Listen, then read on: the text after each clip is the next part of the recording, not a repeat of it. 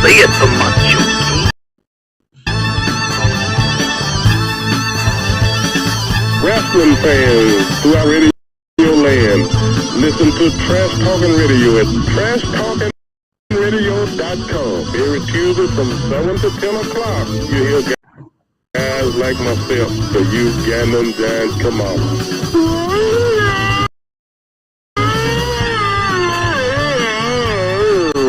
And that's my story.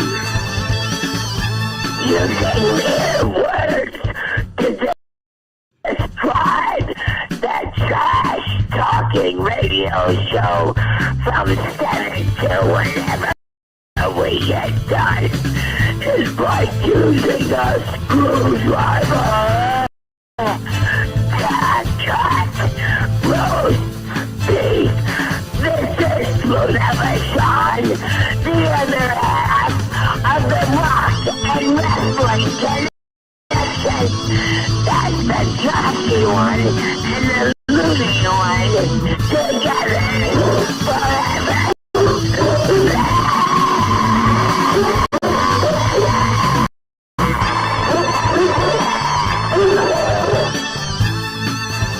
Hello, ladies and gentlemen. This is Ivan Koloff.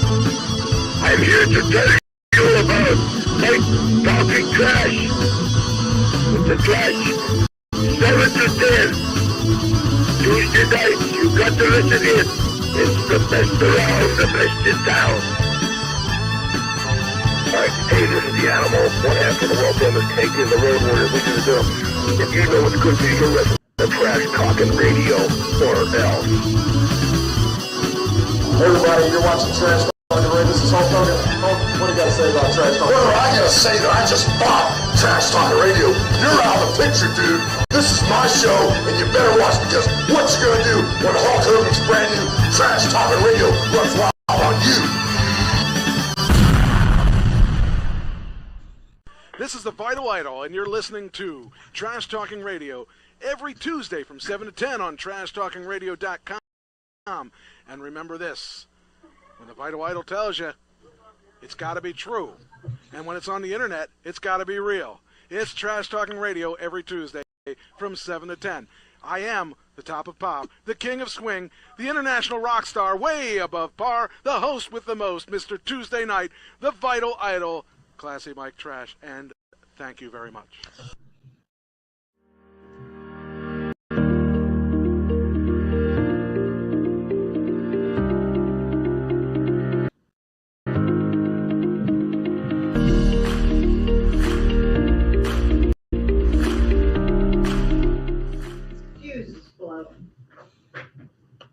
It is Trash Talking Radio. It is Tuesday night, and it is the best night of the week. Although, maybe not the best day, but the best night anyway. How you doing, Doug? I'm doing fine, man. Can you hear me? I can, and I actually am adjusting as you speak. Okay. You can speak a little. How are you doing? What's up with your life? It's just the great time to be alive. It's a holiday season, holiday people, holiday gestures, everything.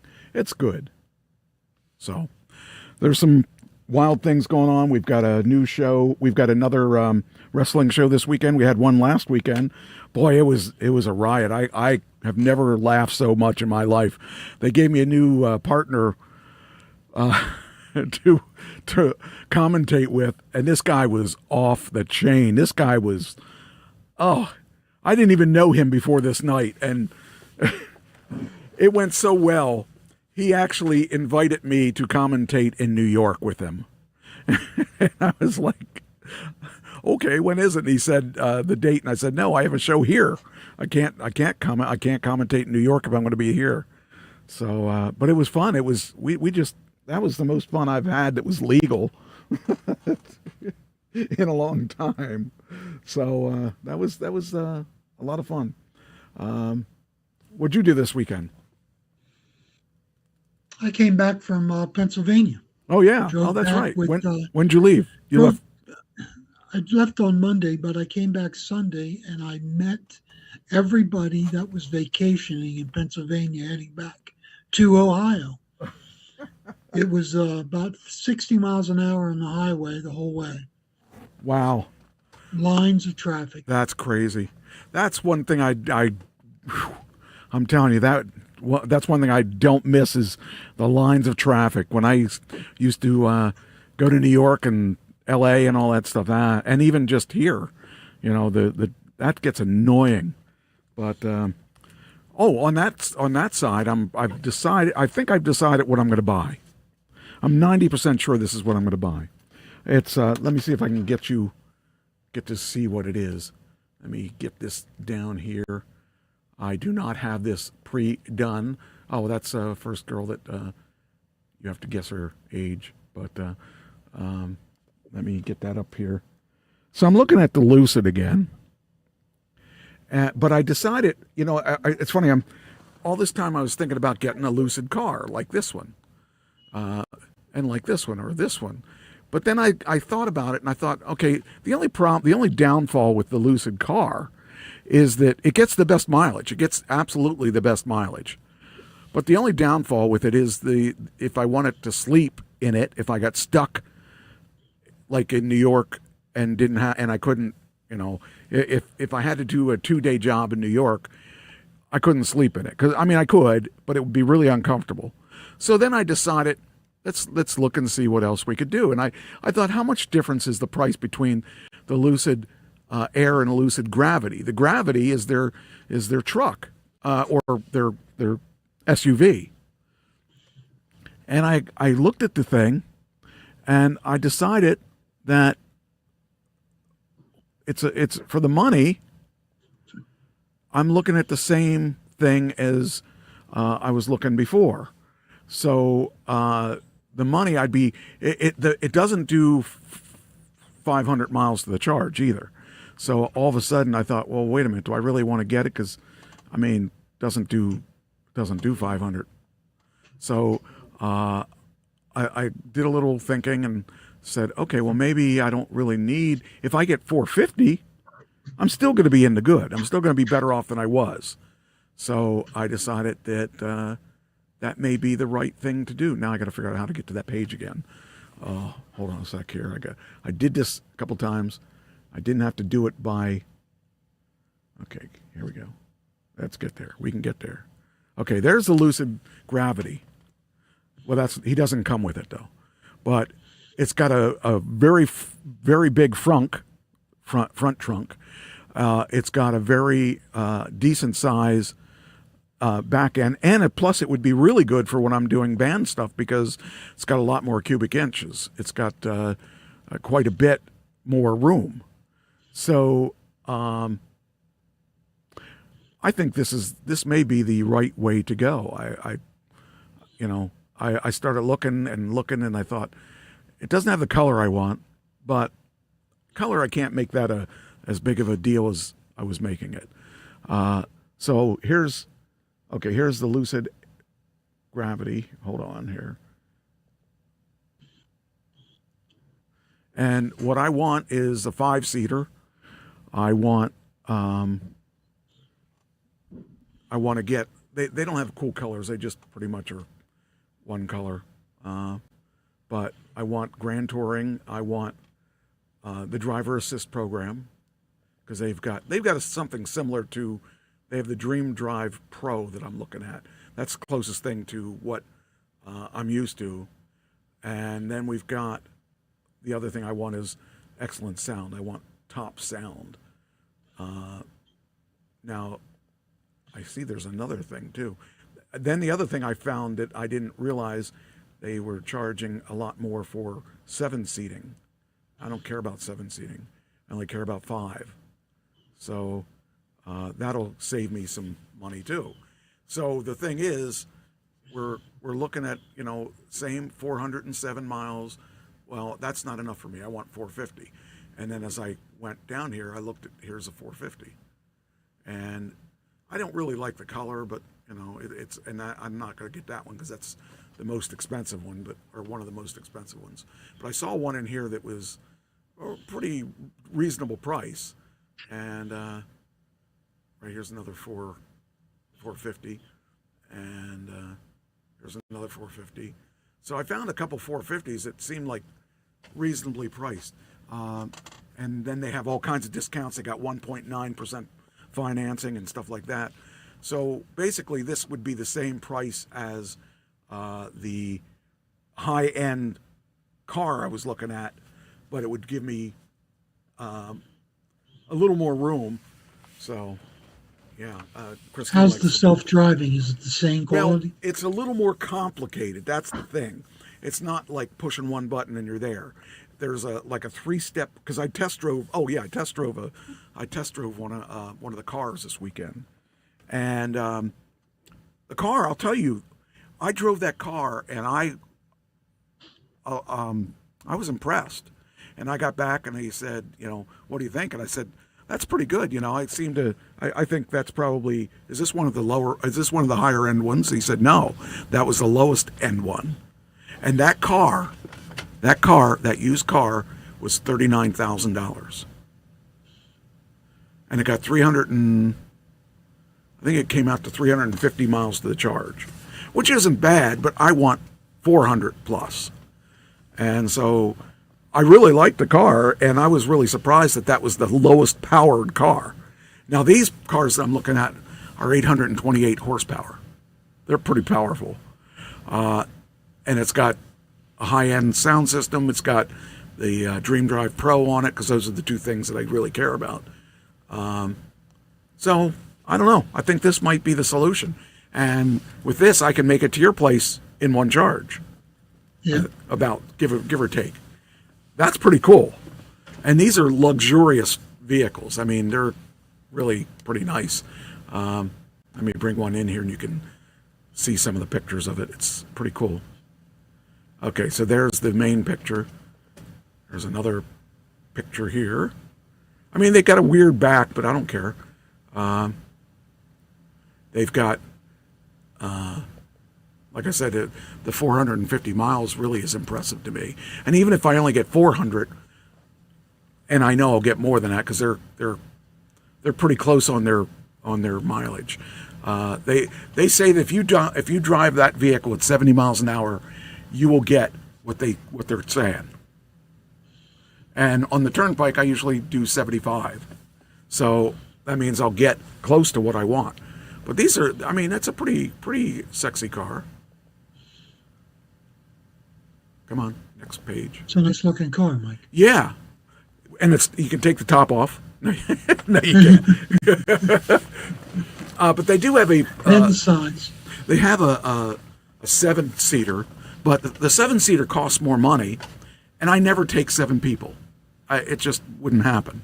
So it's extra weight that you don't need. So I'm going to take, I want to take a 5-seater, and it's got, I mean, it's really actually pretty interesting how they have it set up, and they spent, I mean, there's a screen system. That's a little, I don't really like the screen layout that much, but for what it is, for what it's offering me, I think it's pretty good. What did she say, 75? What's 75? What did you ask it was 75?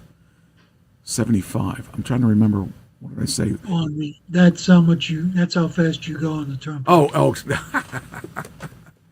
75 is accurate. There were, I mean, a couple of times I went a hair over, but I try to stay around 75 because I'm trying to keep the mileage down or keep the speed down so that I get better range out of it.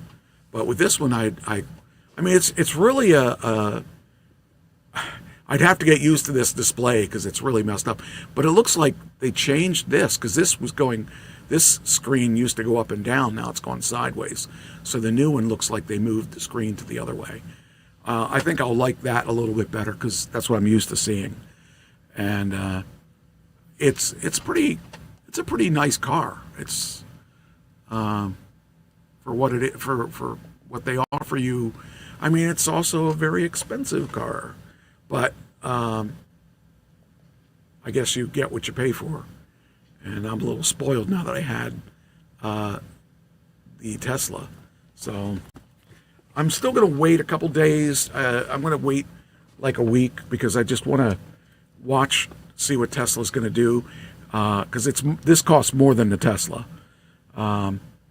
So I got to make sure, but they're also giving me better interest rates. They're giving me 1.99 on this. And if you bought a car, you get 0.99. So I kind of want to get, I decided that I really want this one over the car.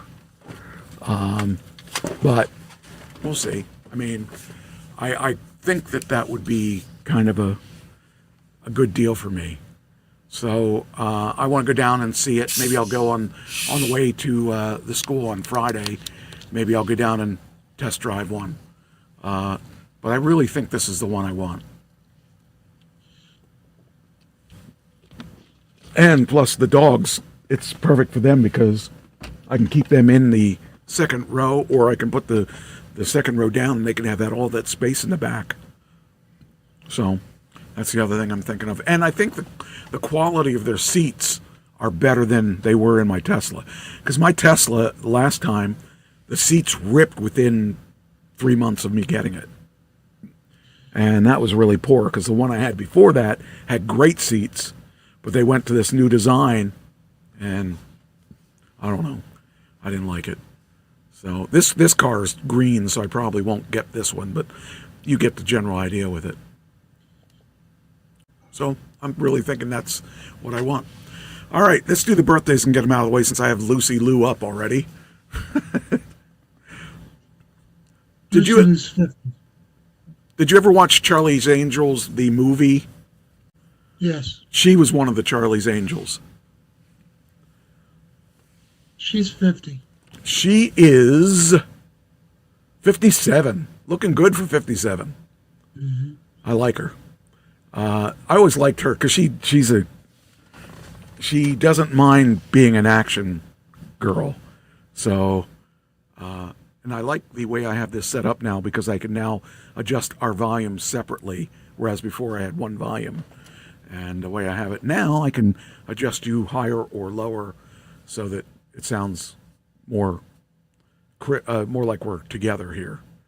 Next person is, I don't know if you know her or not, but Sarah Silverman is a comedian and an actress, and she is our next. Oh shoot! Don't look. It was a for some reason I have the wrong. There she is. Anyway, she's an obnoxious female comedian. She's not afraid to say bad words and tell dirty stories.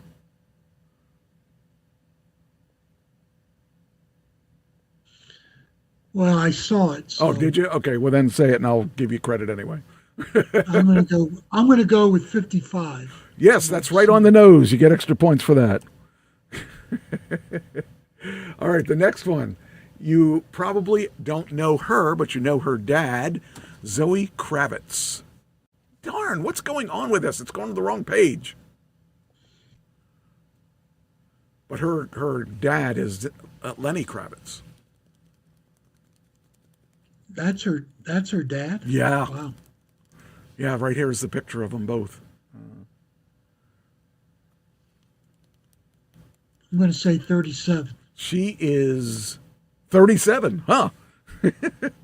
It's like you read it right off the screen or something. It's an amazing thing I have going in. Wow. You might know this guy. Wonder if they changed. Oh, they did do it right down. Okay. Do you remember?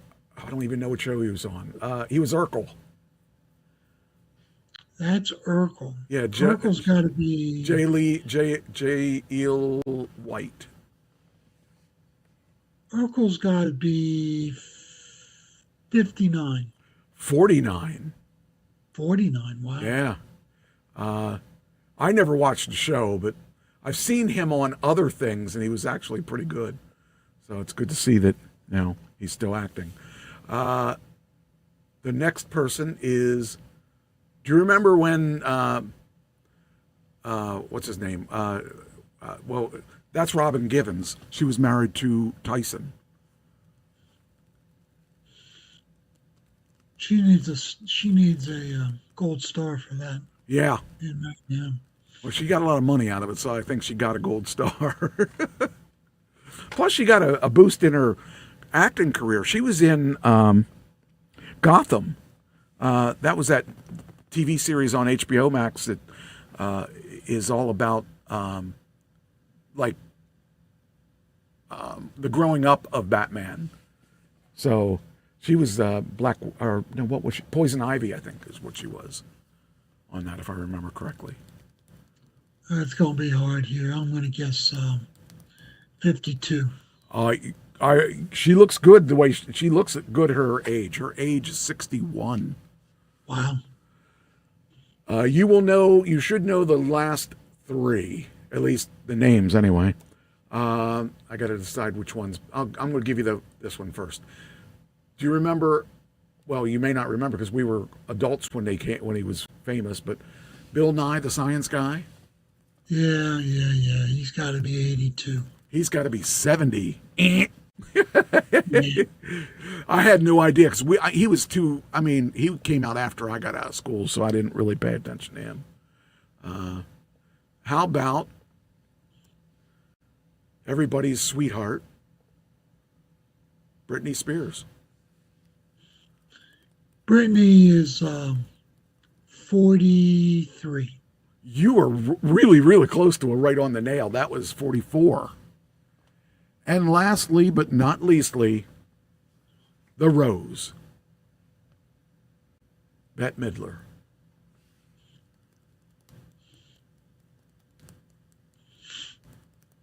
Now, keep in mind how long she's been acting. So 70. I'm going to say 79. 80. So that's a winner. All right. You did pretty well. See, you got pretty good at this. Used to not even come close on any of these. Not even close. But now you're right there. All right. Next thing. Let me close some of these windows here. Oh, Windows security. Oh, it's saying I need to update my Windows security.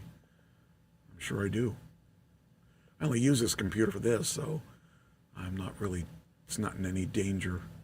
All right. Next. All right. So, Netflix had a surprise dropped on the trailer and the official premiere date for its highly anticipated 4-part docuseries on the rise and fall of Sean Diddy Combs, executive produced by his longtime rap rival Curtis 50 Cent Jackson. Sean Combs' The Reckoning will debut on December 2nd, which is today, I think, with all 4 episodes dropping at once. The series offers a career-spanning look at Combs' ascent. And let's see here. As one of hip-hop's most influential power brokers and subsequent downfall amid multiple allegations of sexual coercion. Yeah. I got to get rid of that before they yell at me on YouTube. Yeah, here we go. This is him. I'm actually going to watch this because it's got my interest. Now, last week you said you were done with Diddy. I did, but now I'm interested to see what Curtis has to say about him. So it might be. See, the thing is, I'm done with Diddy because he's lying about things. Now, if we see the truth, I'm somewhat interested. That last allegation was kind of really scary that he would actually not just, I mean, it's bad enough. Well, this is going to sound really bad, though. But, it's bad enough that he did that to women, but then he did it to men, too. That shows a lot of power that this guy held over people's heads. I don't know. It has my interest, though. And I really hope he gets the book thrown at him. So we'll see. I mean, I don't know. This guy is such a criminal that if he gets away with any of this stuff, it's just not right. So, all right, next. I found this isn't entertainment. This is actually pretty cool.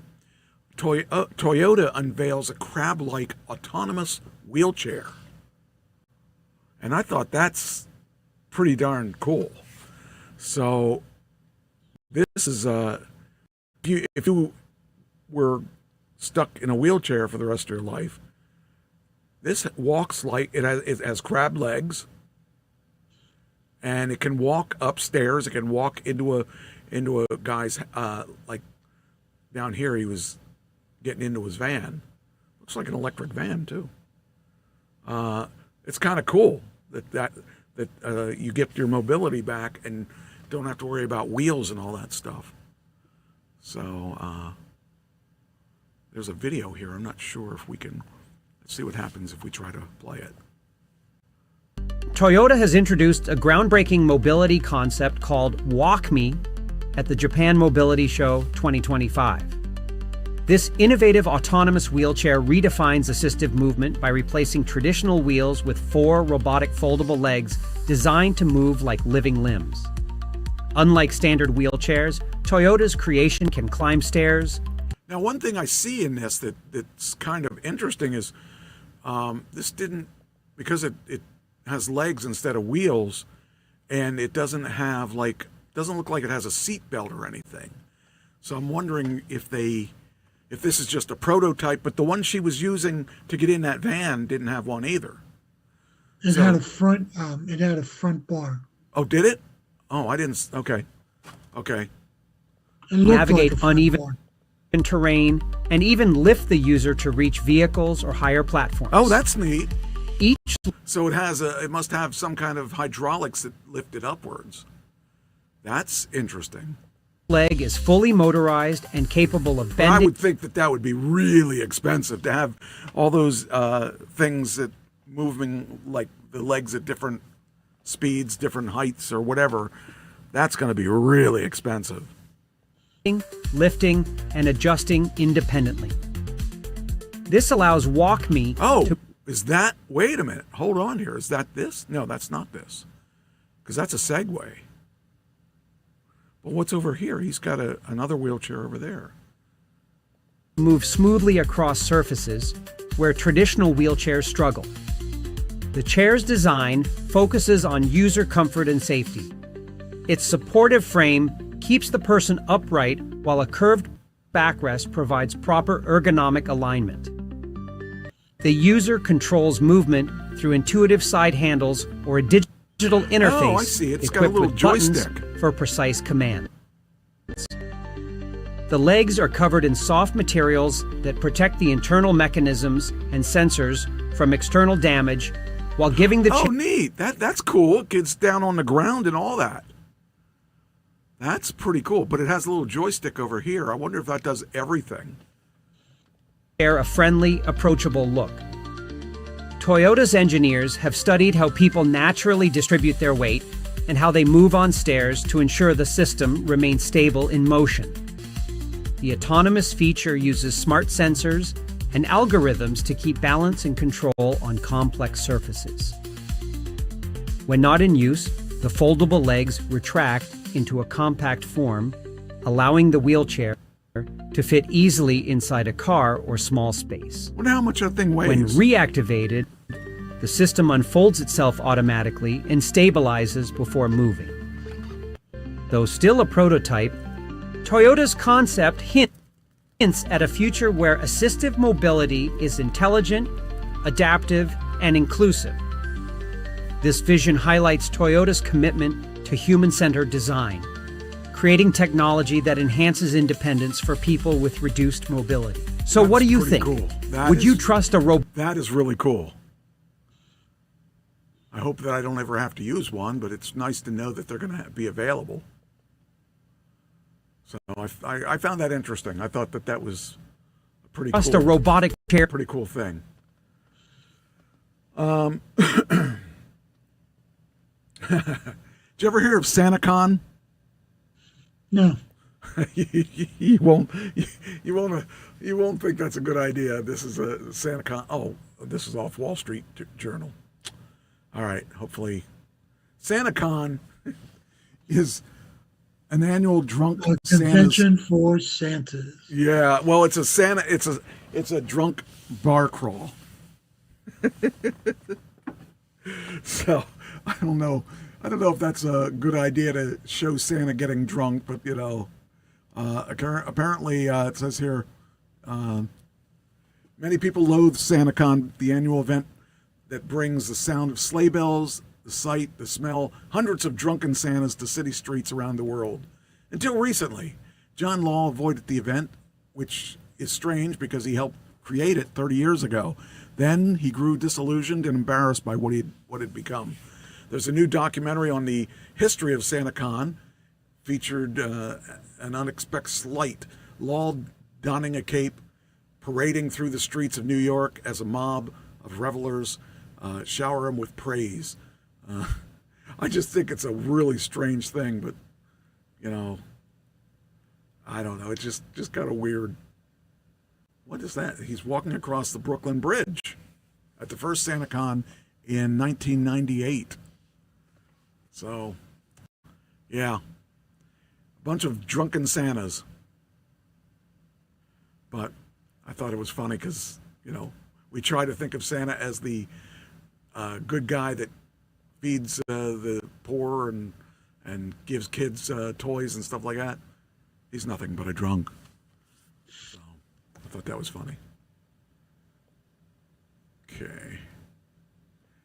Then I got so Shapiro signs a hair discrimination ban in Pennsylvania. Did you hear about that? No. Yeah, I think it's weird, but Josh Shapiro on Tuesday signed the Creating a Respectful and Open World for Natural Hair, Crown is its name, which prohibits discrimination on a basis of hair. I think that he really needs better things to vote on, but anyway.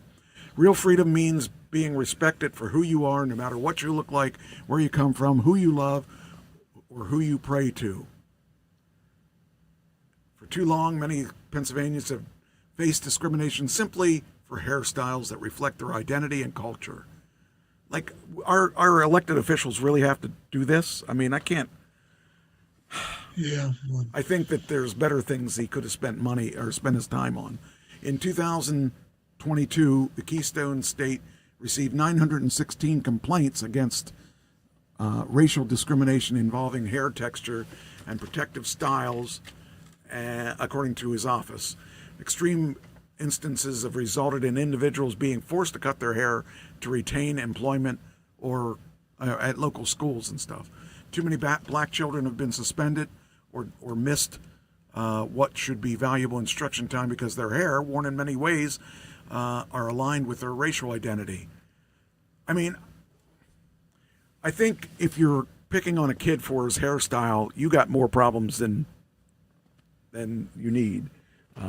Because people don't have to pick on kids for, kids, adults, whatever they want to do with their hair. That's their business. I can't believe it. That's actually being white. I guess that's why I don't really understand it, because, I was thinking hair discrimination like I'm losing my hair. So that's what I was thinking. I wasn't thinking. You're not about losing your hair, are you? Oh yeah. I've lost a lot of hair. I keep it somewhere around here, but I've lost it several times. But I guess I understand it if kids are being prosecuted by teachers because of their hairstyles. Okay, that is a problem. Well, I'm not a minority, so I don't understand the significance of it. So, well, have you ever? I will accept it as is. Yeah, same here. I mean, I don't care how people want to wear their hairs. I've I've seen some that looked really stupid in my eyes, but I'm not wearing it, so I don't care. Whatever anybody wants, it's not that, doesn't make that big of a difference to me. Next thing. Do you remember Kevin Spacey? Oh, I remember Kevin Spacey. Do you remember what he was in trouble for? Yes. Well, guess what? He's in trouble for more. Spacey set for more sexual assault crimes. This time in London civil court. You know, I used to love this guy. I thought this guy was pretty neat. He had some good roles, and you know, he's all that's wrong with this industry that he's in. You know, that's the same thing with Diddy. I mean, he's just he's more of a child molester than Diddy. So I don't know. I just think it's strange. But these claims were from between 2000 and 2013. So I guess that's probably in the same time frame he was in trouble before. Same time frame. Yeah, I think it is. So 3 more civil claims of sexual assault. Let's see here. See if they say how old they were, because a lot of his were kids. Here we go. One of the men alleges Spacey deliberately assaulted him on 12 occasions between 2000 and 2005, while another says he suffered psychiatric damage and financial loss after an assault in 2008. The man was originally sued Spacey in 2022, but his case was halted when criminal charges were brought against him. A London trial in 2023 saw the actor acquitted of 9 sexual offenses. The third man has waived his right to anonymity and was one of the 10 participants in the 2024 Channel 4 document, Spacey Unmasked. You know, if it's 1 or 2, you have a chance to call it. You know, you can say they can't prove anything. But when you have a bunch of them, you better have a really good lawyer. Yeah, they can't all be lying. Yeah, I mean, I would say, yeah, that's the thing. I mean, I just think it's a shame that we even have to have this discussion. But yeah, it's weird. See, next. Oh, so do you want to explain what Advent is? Advent is it leads up to Christmas Day, where we celebrate the birth of Jesus, and it's 4 Sundays in December. Okay. And you light candles for each one, and there's a series of talks, and sometimes it's about the angels that sang and pronounced his coming, and sometimes it's Joseph, who is the focus of the Advent. Sometimes it's Mary, mother of Jesus, that's the focus of the Advent. Sometimes it's just the it just depends. It changes every year what the and I haven't received. I'm preaching twice in Advent season, so I haven't received my marching orders yet. Oh, okay. So the Salvation Army does an Advent lectionary for Sundays, and you can follow it or make it your own or do whatever you want. Wait, was that when was there some kind of Advent thing where you pull tabs and you get things for days, or is that something else? That's something else. Oh, okay. I'm not quite sure what that is. Oh, okay. Well, it says here that Advent from Adventus, the Latin word for arrival, is a season of observance that forms part of the annual liturgy. Many Christian denominations, generally spanning 4 weeks, like you said, the tradition emerged in the 4th century Christian communities in Western Europe and is observed by both religious as part of the secular holiday calendar. Early forms of observance, especially in, I don't know what Gaul, is Gaul a place? Gaul is a place. And parts of Spain focused on the incarnation or the birth of Christ and the second coming of Christ, core tenets of the Christian faith. So I heard the word, but I never knew what it was. So when you do your preaching calendar, if you do a preaching calendar, not everybody does, but if you do a preaching calendar, there's certain times of the year that you focus on certain things. Okay. So in December, you focus on the birth of Christ. Okay. All right. Well, that makes sense. It says the season celebrates Jesus' birth and anticipates the second coming of Christ. Right. And so I just found it interesting because I never knew what it was, and just kind of I heard the word, and I think there's a speaker named Advent. Might be wrong about that, but I just didn't know what it was. So, well, now you've been educated. Yeah, that's the Advent. That is an example of the Advent candle. Each Sunday, you light you light one candle the first week, second candle, third candle, fourth candle, based on the week. Okay, so each candle is for a week then. Right. Okay, got it. I mean, it's really neat. It says a German town here. It says transforms its entire city hall into a massive Advent calendar. I mean, that's it's pretty cool. Now, I didn't, like I said, I never heard of. I heard it, but I never knew what it was. So, traditional colors. And in a Catholic church, they call sermons homilies, and so the homily in a Catholic church would be very similar to a sermon in a Protestant church. Very cool. Well, that's we see we're educational on this show. One of the reasons the Army, Salvation Army, does a lectionary for this season is because the pastors are out doing kettles. Oh yeah. I've had as many as 20 kettle stands that I have to put people out. Wow. And bring them back in and drive during the day to make sure they're not stealing from the kettle. Oh yeah. And so sometimes officers don't have time to spend on their sermons. So these are prepackaged that makes sense. Things that you can do on a Sunday, do a very good job and minister to your people, but you are freed from having to spend the hours to prepare a sermon. That makes sense. Okay. All right. Let's see here. Then we got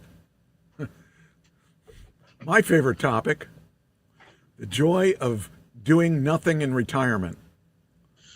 There you go. I want to do that. You're a great example of that, Mike. I want to do that. I want to try that. That might be fun. It's like I saw this. I said, "What's that like?" Oh man, it's just too much.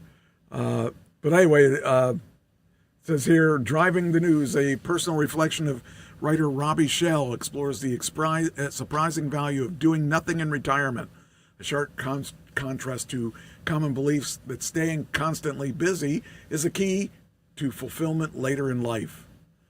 I mean, I worked pretty hard while I was working, and I think I'm working harder now that I'm not working. But you're enjoying it more. Oh, I'm definitely having fun. That's too much fun. I enjoy my retirement. Yeah, I mean, it's like I like the freedom.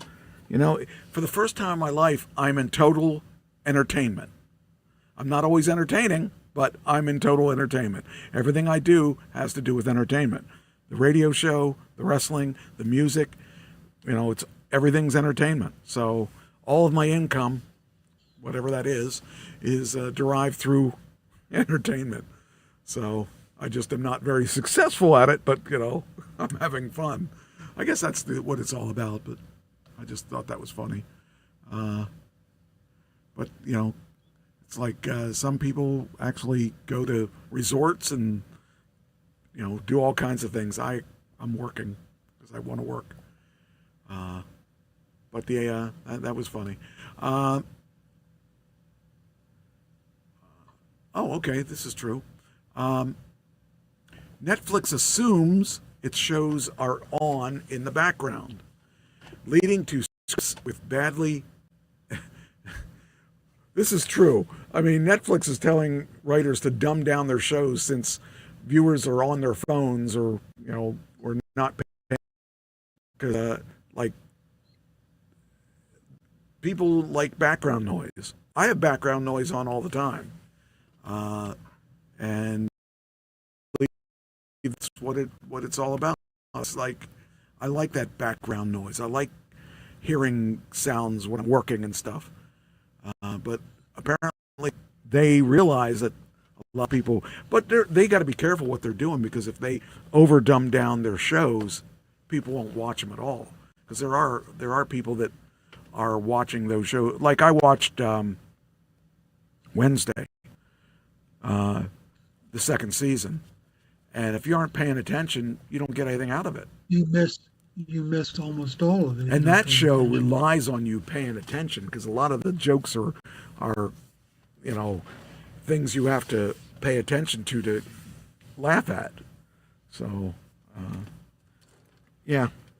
The second season was much darker than the first. Oh, season. yeah, it was real dark. But we found out where Han came from. Yes. So that was interesting. Yeah, it was definitely darker. And I know they have a third season. So, yeah, I think I know somebody that's going to be in the third season. So that'll be interesting to see if that's the case or not. All right. Speaking of hand, or I guess it's not called Hand, though. It's called It, right? It. No, wait. Yeah, that's right.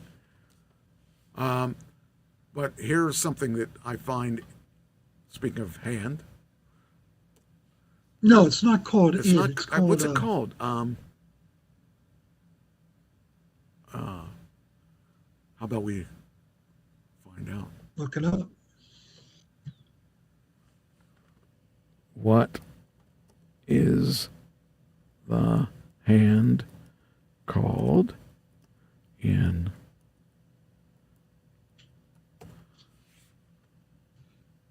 Thing? Yeah, it is Thing. Thing. Yeah. So, yeah, I thought it was interesting that they came up with where he came from. So, speaking of Hand, I got a story about, come on, close. Yeah, here it is, about foot. A mystery foot belongs to ancient human relative, apparently, according to scientists. Newly discovered fossils prove that a mysterious foot found in Ethiopia belongs to a little-known, recently named ancient human relative who lived alongside the species of famous Lucy. So that's kind of interesting. Discovery is the latest twist in the human evolution and could even cast more doubt on the status of Lucy's species. I'm not going to try to pronounce that, but it's a direct ancestor of Homo sapiens. Yeah, that's a word. That's a big word. I have no idea how to pronounce it. Until the foot was discovered in Bertali in the northeastern Ethiopia in 2009, Lucy's species was thought to be the only human relative living in the area more than 3 million years ago.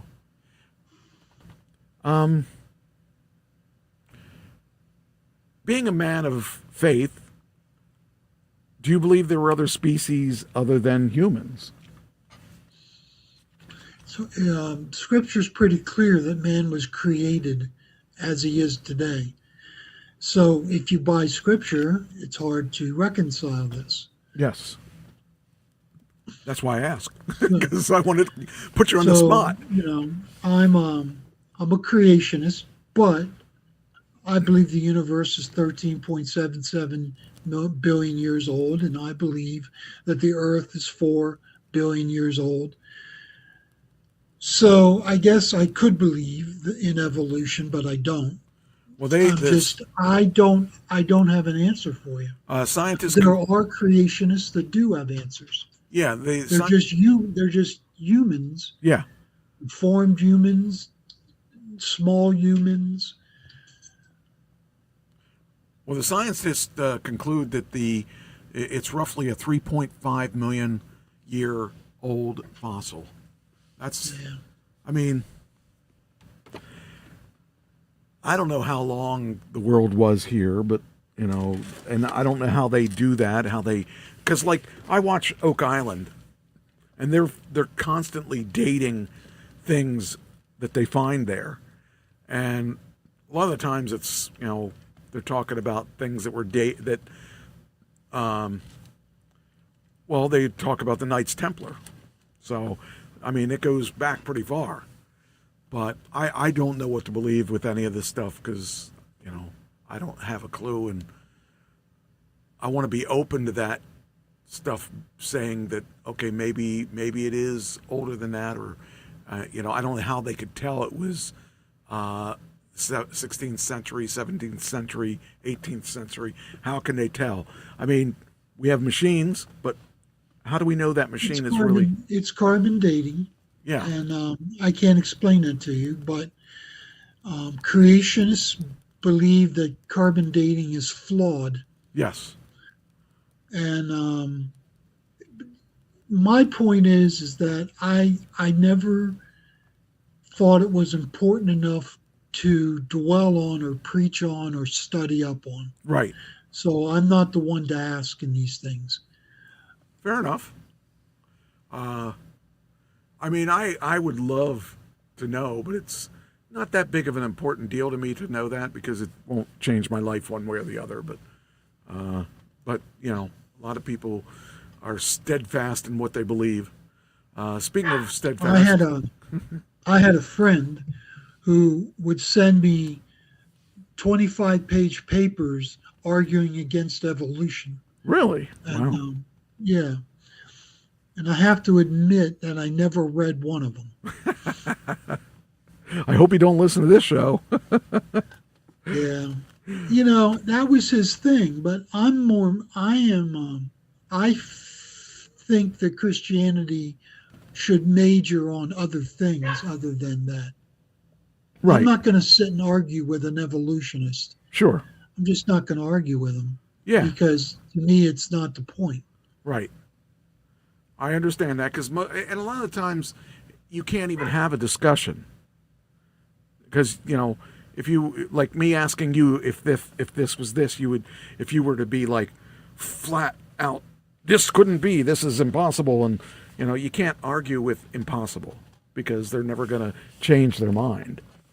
So I'm into cosmology, which is a study of the universe, and so I wrote Fraser Crane, who is a astronomy journalist. Okay. And I asked him, because he requests questions once a month. And so I asked him I said, I believe that the universe is 13.77 billion years old. And I believe that it was created instantly through the Big Bang. But I'm wondering if any reputable scientist believes in intelligent design behind the Big Bang. Because they don't know, nobody knows how the Big Bang happened.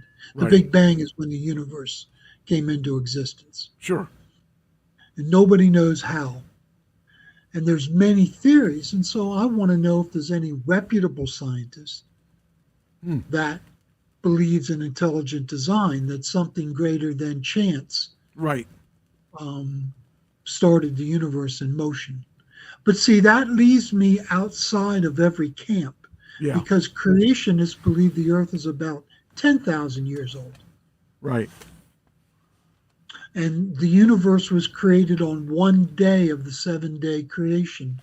And it's I believe it can be, because we don't know how long a one day was. That's right. Because the sun was out, boom, it's out until it's not out. So, a creationist believes that the 7 days of creation were 7 24-hour days. Yeah, I'm not so I don't sure buy about that, but I'm not so sure about that either. The thing is that but it's a minor point, right. not a major point, and I'd rather major on the major points. Right. So yeah, I mean. But I'm interested. I'm interested in what Fraser Crane will send back to me when he gets around to me. Yeah. Be interesting to hear his take on it. All right, next. Here you go. Minnesota couple who met in the hospital after waking up from a coma are now getting married. 2 people woke up from a coma and they said, we got a lot in common. And they look pretty young. So it says, everyone knows love works in mysterious ways, but rarely more mysterious than in the story of Zach and Isabel. Partners in life and partners in podcasting. It was 7 years ago that the 2 Minnesotans were partners of a distinctly less pleasant kind. At 18, Zach was rushed to Regions Hospital in St. Paul in a coma after suffering a traumatic brain injury on a football field. At 16, Isabel Richards arrived 9 days later in a coma after a car crash on her way to the grocery store to her job. They lay shattered, unconscious, and together. Alongside them, their mothers feared the worst, having been told by the medical staff to prepare for the same. But they supported each other. I remember she was laying there. She had shards of glass still in her hair. She was unconscious, according to Esther. That was Richard's mother. Isabel had to have her right skull piece removed. Zach had to have his left skull piece removed. How wonderful is that? That's the swelling of the brain. Yeah. Well, I mean, that means that if you took both of their brains, you could put them together because one had a left and one had a right left. Anyway, despite the doctor's warning, it wasn't to be the end of Zach's journey. And the footballer woke up days later. He was ready. He came downstairs for a hospital news conference, which was broadcast in Richard's room, where her father and aunt saw it and suggested they go down to speak with the teen. Wiltzbacher, I don't know who that was, said Zaremski told her that her daughter would be fine, and sure enough, she was. After Richards woke up and recovered, the mothers organized a dinner together, said the couple kind words to Isabel, and that was 6 years. That was for 6 years. So they're together. So if you want to find somebody, get yourself in a coma at the right time, and you never know what you get when you wake up. That's a weird story, though. It is a weird story. I'm glad they got along, though. Yeah, that's cool. That's one of those things you would believe it or not. So I found that funny. Makes my story of meeting my wife seem trivial. We were introduced by a homeless man. Really? Yeah. Yeah, Patty was opening up a homeless daycare center, day center, and I was running a 100-bed Bethesda mission. Wow. I was running a 100-bed homeless shelter, and she was taking guys from my program to help renovate the building. Oh, that's cool. She was in. And one of the guys went to her church at one point, and so he's telling her about me, and he's telling me about her. That's cool. And so I got invited to the open house on November 22nd of 88, and I met her. Wow. And I asked her out because I knew a lot about her and she knew a lot about me, so it seemed like it was an easy ask. And what turned out to be, we got married that next July. That's cool. and was a homeless man. But That's- this story here is as interesting, if not more so. Two coma victims Yeah. end up forming a relationship. That's I mean, pretty their cool. parents would have been just happy for them to be alive, but Live, let alone hook Who- up. you find your mate in the strangest places sometimes. I mean, I did too. I found my girl in a when I was angry after my last relationship.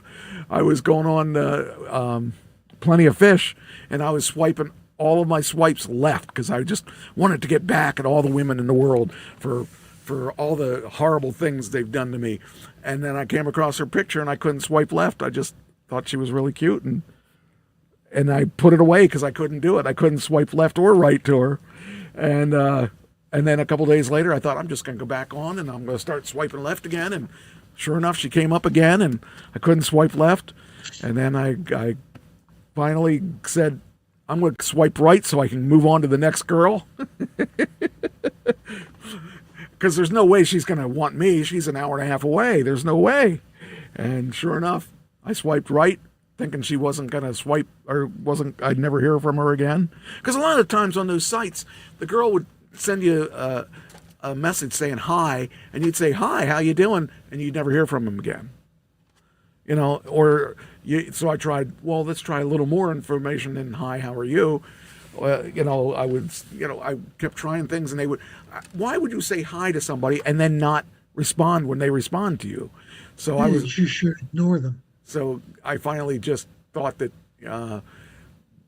that's fine. I'm just going to swipe left on everybody and won't have to deal with it. And I'll feel better, and nobody got hurt. But she went and swiped right and messed me up. So I had to actually, but I thought there's no way she'd come together because, there's no way that she'd want to date somebody as far away as I am. And then look at us now. Yeah. Now You I'm can't glad. get rid of each other. Now I'm glad I swiped right. So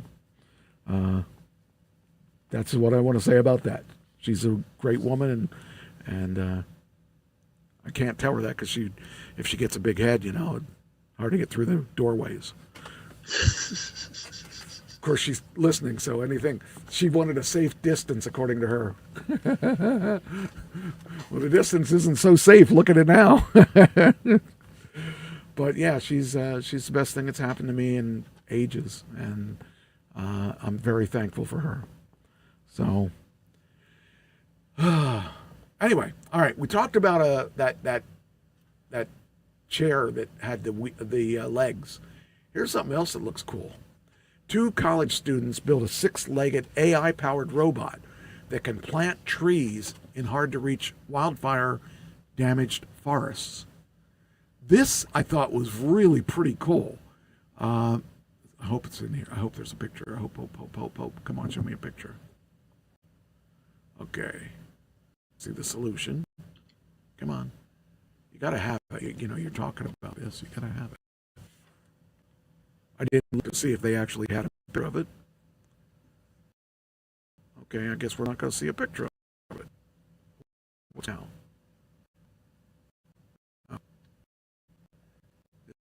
Ad blockers, but I don't have one on here. A lot of times the ad blockers make it so I can't see the story. Let me see if there's a picture that we passed. Well, we have them. There's the kids. They're 19-year-old and 2 19-year-olds. And it says here, with each year, they watch fires ravage the forests not far from their homes. And the state of Portugal's forests, the study in 2024 says that between 1980 and 2023, over 1.2 million acres burned in forest fires in Portugal, equal to 54% of its territory. That's a lot of fires. That's a lot. Or a lot of big fires, I should say. I wish they had I want to see this picture of this thing. I mean, I envision it looking like that wheelchair thing with legs and being able to put holes in the ground and then plant the seed. I think it's really a pretty cool thing. I wish I could see what it looks like. Designing. Let's see. Is there a picture? Is there? It says 6A. Okay, 6A. Why don't they have a picture of it? Huh. Well, geez. Wonder if this will show us a picture. They won a grant of $10,000 to build one.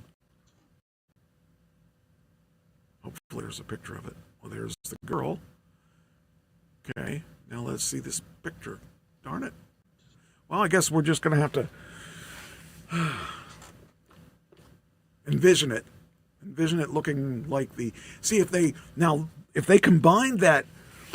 Now, think about this. They take that chair that we saw that has legs, combine that with the handicapped person and give them a job.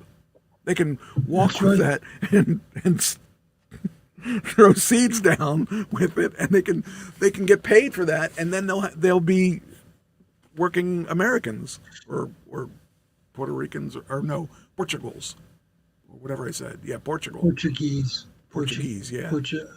Yeah. Anyway, it's a good idea. I think it's really cool that they could get to the hard-to-reach places. And I never knew there were that many fires in Portugal. So, all right, next. Cyber Monday. How long has Cyber Monday been gone? I don't know. It's been a while. I am going to reveal to you how many years it's been. It's been 20. Oh, I just hit the wrong button. 20 years? Did I lose it? No, I didn't lose it. Good. Okay. It turns 20. Yesterday marked the 20th anniversary of Cyber Monday. And do you have any idea how much they expect it? No, I don't want to. With an estimated $3 billion in sales, Give up Cyber Monday is... Now you can answer the question because now you know. Yeah. But yeah. 27 billion. No. Yesterday marked the 20th anniversary of Cyber Monday. I actually bought something yesterday too. An online retail event that was the largest online shopping day in the U.S. history last year. Probably this year even better. It's responsible for $13.2 billion on online sales. The shopping holiday dates back to 2005 when the National Retail Federation coined the Monday after Black Friday as Cyber Monday to promote traffic to e-commerce platforms like Amazon and eBay. Since then, the holiday has eclipsed Black Friday as in-person traffic has slowed. Retail outlets have expanded their online presence, and the two retail events have blended together. Companies today typically launch their sales several weeks advertising Cyber Monday as the last chance to save. Last year, the most shopping activity took place between 8 p.m. and 10 p.m. on Cyber Monday, which the consumers spent $15.8 billion per minute. Per minute. I'm sorry, $15.8 million per minute. That's just unbelievable. That's a lot of money. I bought these. We purchased something on Cyber Monday. I bought these special smart glasses. They allow you to watch movies. They allow you to listen to music while you're walking. They allow you to work on spreadsheets and everything. You can have up to 3 different screens on your one set of glasses. And I thought it'd be cool to have that because there's times I'm at the school and I think there's things I should write down or there's things I should do. And Meta has a set of glasses that they work with Ray-Ban, and you have basically AI on the go. And there's all kinds of glasses that aren't that expensive that translate as you're talking. Or if you look at a menu and it's in another language, it'll tell you what it says in English. That's pretty awesome. So if you're traveling and you can't read the signs, you can read the signs. So that's pretty cool stuff. That would certainly help. Yes. yeah, I mean, if you're like me, you don't really speak any other language. And some of us have trouble with English. Yes, we do. This came out a couple weeks ago, and I just didn't have a chance to do it. I like to do this because this is one of the things that I think is important. Oh, this isn't the one. This is not the one. Okay, this is not what I. This is another. There's another one like this, but it's the opposite of this. Drug maker Eli Lilly hits $1 trillion market value. They're the first for the healthcare company to hit $1 trillion. $1 trillion. Yeah, and they keep raising drug prices. Yeah. Well, that's the sad thing, but that's how they make that, because they keep raising drug prices. And I can't stand them. Well, one of the reasons they hit the $1 trillion is they're one of the there's a strong demand for one of their drugs, which is the GLP-1 drug, and that's the one that people use to lose weight. So, yeah, they're the first one to hit $1 trillion. Just crazy stuff. Then there's a Ohio police officer acquitted in the shooting death of a pregnant black mother. Jury found Blendon Township officer Connor Grubb not guilty of murder and related charges in the 2023 shooting of Takaya Young, a 21-year-old black mother accused of shoplifting. Grubb faced potential life sentence in prison if convicted. The attorney represented Young's family and said he would continue to pursue a lawsuit against the township and police chief. I mean, I can't see if he shot her and killed her. For shoplifting, that's pretty bad. Yeah, that's bad. But we don't know all the circumstances. So, well, according to this, Sean Walton, an attorney for the Young family, called it an American tragedy, the outcome of a dual system of justice in the U.S.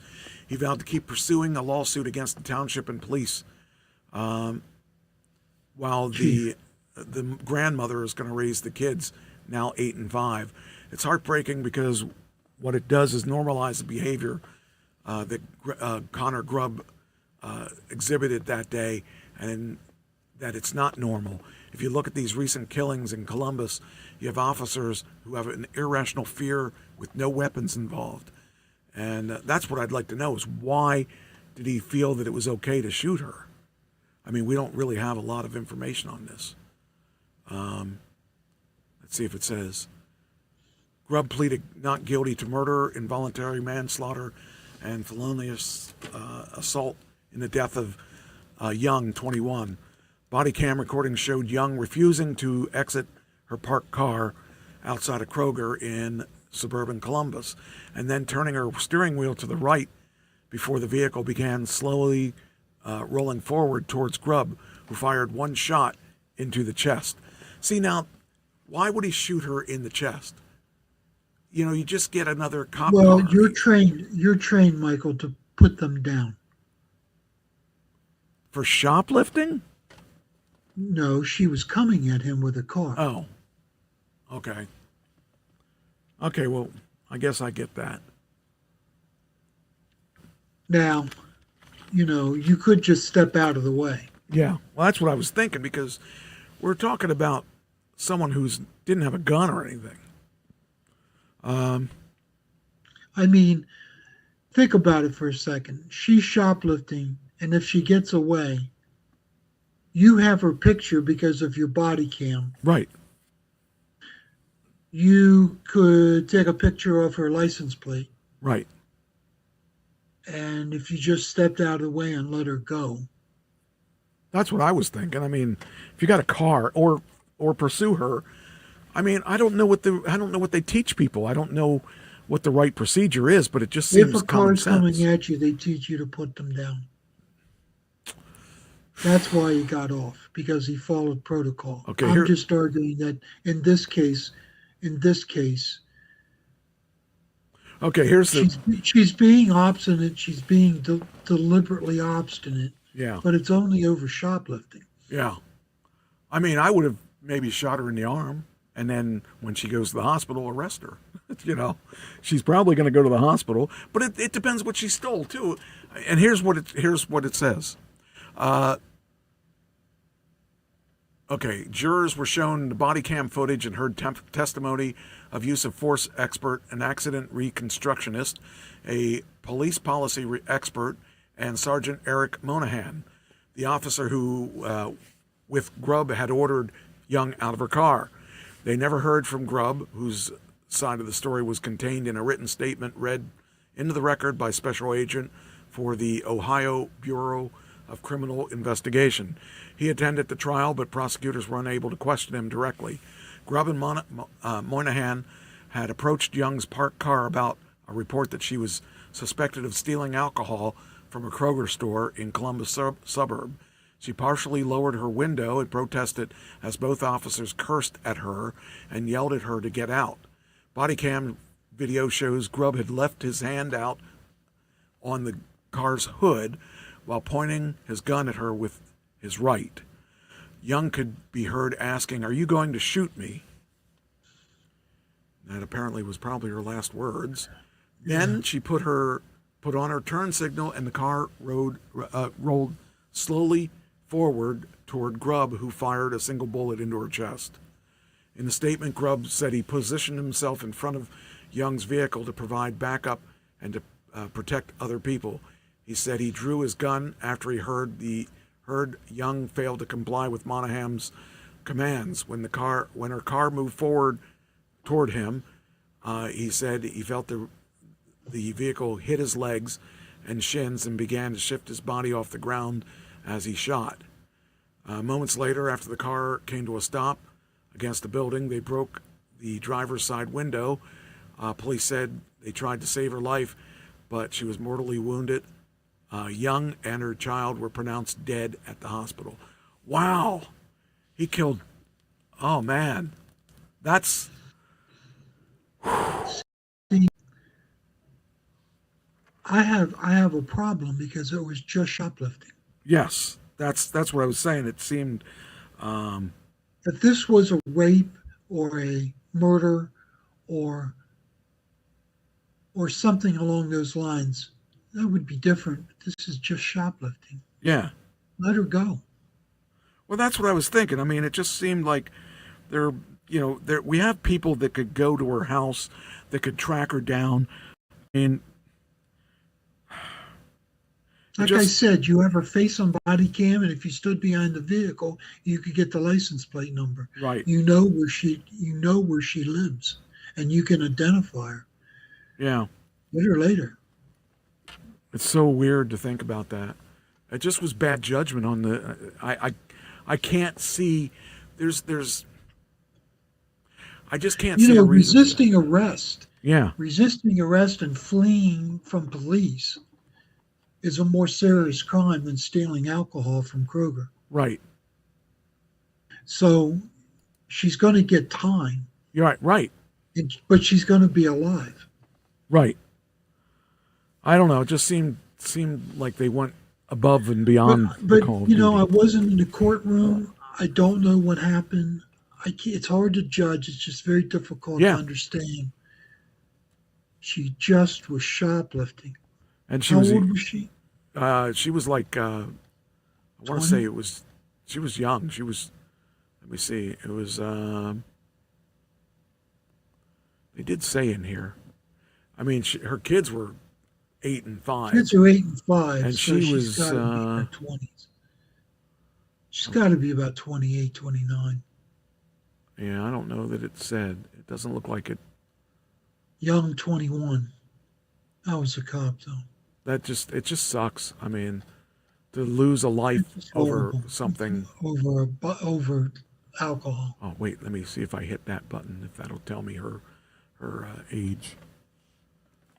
Oh, there we are. Okay. And her killed her unborn 21-year-old mom, an aspiring social worker. Wait, no. When Young was, She was thrilled, the 20-year-old.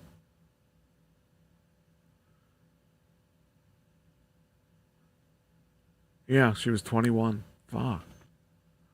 That just, oh, man. Yeah. Well, and she had an 8 look, and a 5-year-old. An 8-year-old.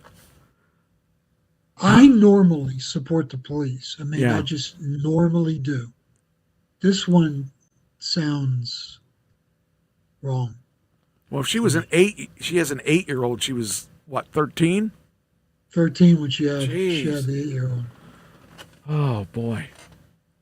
But that's the culture. I mean, that's what you face in the inner city.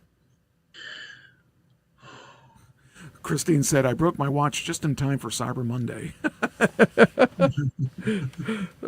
Yeah, she showed me her watch. She goes, now she's gone through, this is her 4th watch, okay? The first watch she lost, so I bought her another one. Second watch she lost, so I bought her another one.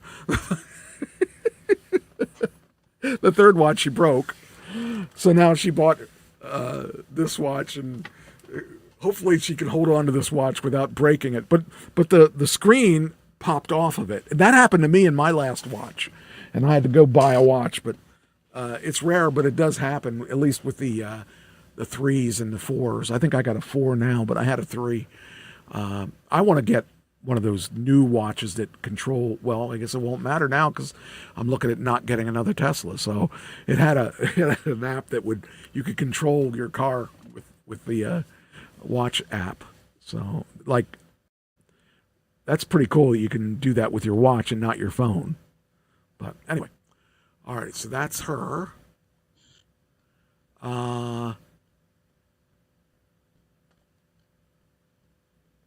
got one here that, let's see, this is weird. Okay, that's a different one. Okay. We got did you ever watch Home Improvement? Yeah. Well, there's one kid out of the 3 kids, that keeps getting in trouble and keeps getting in. Which one do you think it is? Middle one. The middle one? It is not. It's the older one. He's been in trouble all the time, and now he is going to jail. Home Improvement star arrested, denied bail, and his girlfriend is arrested too. Former Home Improvement Zachary Ty Bryan has been arrested after repeatedly violating his 3-year probation. Now, he was abusive to his girlfriend at one point, and he had a restraining order, and then he started breaking the restraining order, and he got all kinds of trouble. He was the one that played Brad on the show. He had been in trouble with the law. According to TMZ, Bryan was taken into custody Saturday. He reportedly violated his probation from a previous domestic violence conviction. TMZ noted that Bryan has been denied bail and will be in jail until Wednesday, tomorrow, the 3rd. Bryan still has 1 year remaining on his 3-year probation. Domestic violence charge isn't the only thing that Bryan's rap sheet has. He's been arrested in a DUI. I don't know what a DUI is, in Oklahoma, a DUI in South Carolina, and a menacing charge from 2020 in Oregon. The 2020 charge involved his girlfriend, Johnny Faye Cartwright, was down to drunken dispute. I remember covering this a couple years ago. TMZ report from November 12th reveals that a previous girlfriend had obtained a 5-year restraining order against him. He reportedly threatened her and physically assaulted her in the past. So, it's really a strange thing when you see these kids that they grew up on the set and stuff, and they always are getting in trouble. Not always, but a lot of times they get in trouble for things that they feel that they're beyond the law, I guess. So, during a 2023 interview with People, Bryan admitted that on his role on Home Improvement had a negative impact on his ability to segue into the movie industry after the show wrapped up in the late 90s. So there's some people that are doing just fine. He's 44 years old Don't cough on my arm. What are you, some kind of weird dog? Anyway, yeah, they seem to think that they. Christine said, "I broke my watch just in time for Cyber Monday." Well, I think I already said that, but that was funny. Anyway, so yeah, he's 44. If you can't get your act together, you know, he's getting residuals for that show too. There's no reason. It's not like he needs to work, but he's getting in trouble all the time. Now he's going to end up possibly going to jail because he couldn't keep himself out of trouble.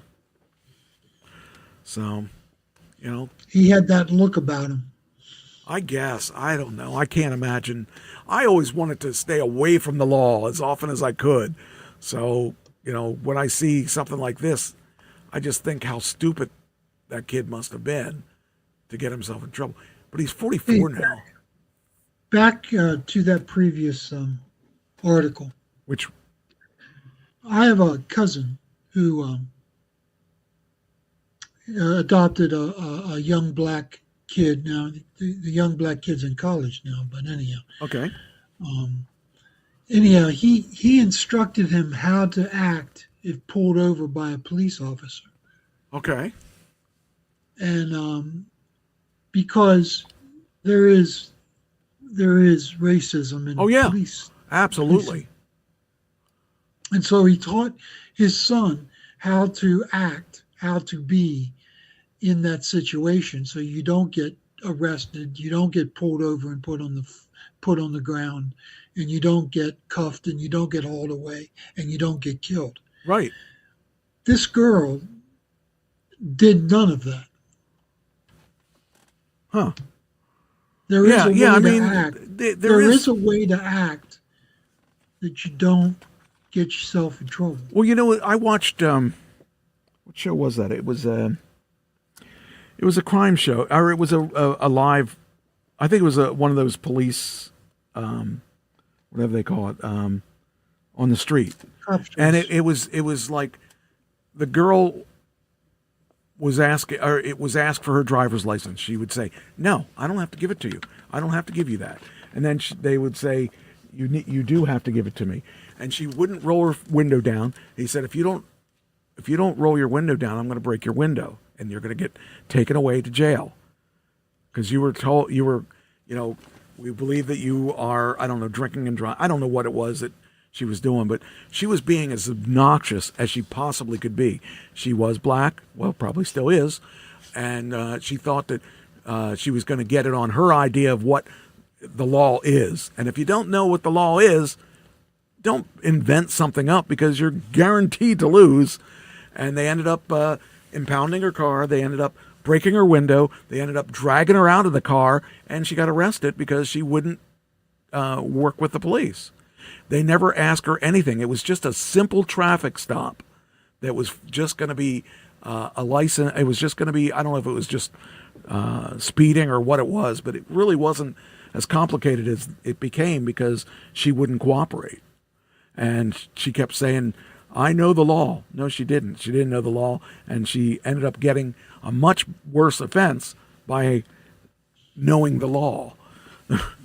You know, it amazes me when people think, well, it's my right. No, it's not.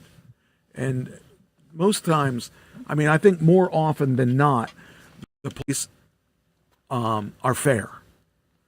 And yeah, I would say the vast majority of the time, vast majority of the time, the officers are correct and fair.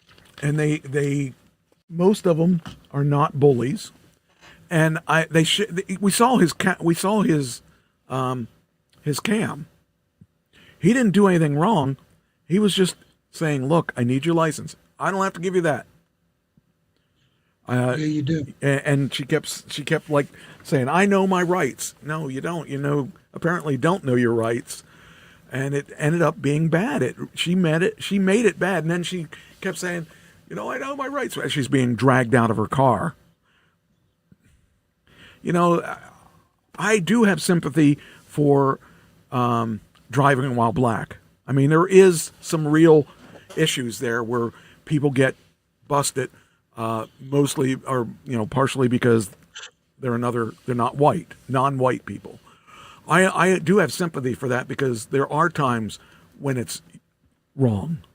Pure racism. But sometimes they or racial jump profiling. on that. Yeah, sometimes they jump on that saying that was racial profiling when it wasn't. If you are doing things wrong and you aren't cooperating, like I know some guys that they put their hands outside the window just to show that they're going to cooperate. Exactly. That's what was taught to my cousin. Taught my Yeah, I mean that kind of thing is real, unfortunately, especially in the South. But the bottom line is that be smart about it. Be smart about what you're doing, and don't. Your life is on the line if you like that girl. Christine says, I have to side with the police. She used her car as a weapon. I mean, yeah. I mean, I think the police could have done it differently and it would have had a lot better result. But the woman was wrong. So the woman was wrong, but she shouldn't have died. Didn't have to be in front of the car. Right. She didn't have to die. I don't know why they let him go. He was wrong. And I don't say he was a racist. I'm saying he was wrong. And maybe he was new in the business. But I don't know. A lot of cops get into the cop field because of the power. So yes.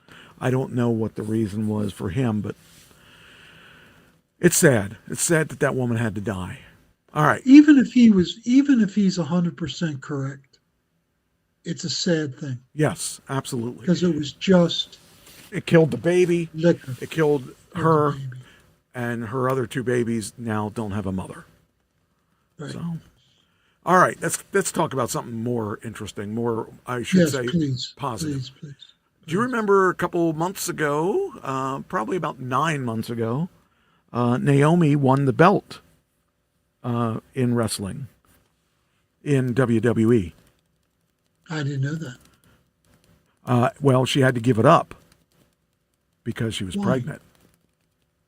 Oh. And that was kind of a shocker that she won that belt, and it just so happened she was pregnant. She found out she had a baby, a little baby boy. So there she is. That's Jimmy Uso's wife. Jimmy, okay. Yes. So she got a baby boy. It says we decided to cancel. Congratulations to her and Jimmy. What's that? I said congratulations to her. Yeah, I think it's exciting.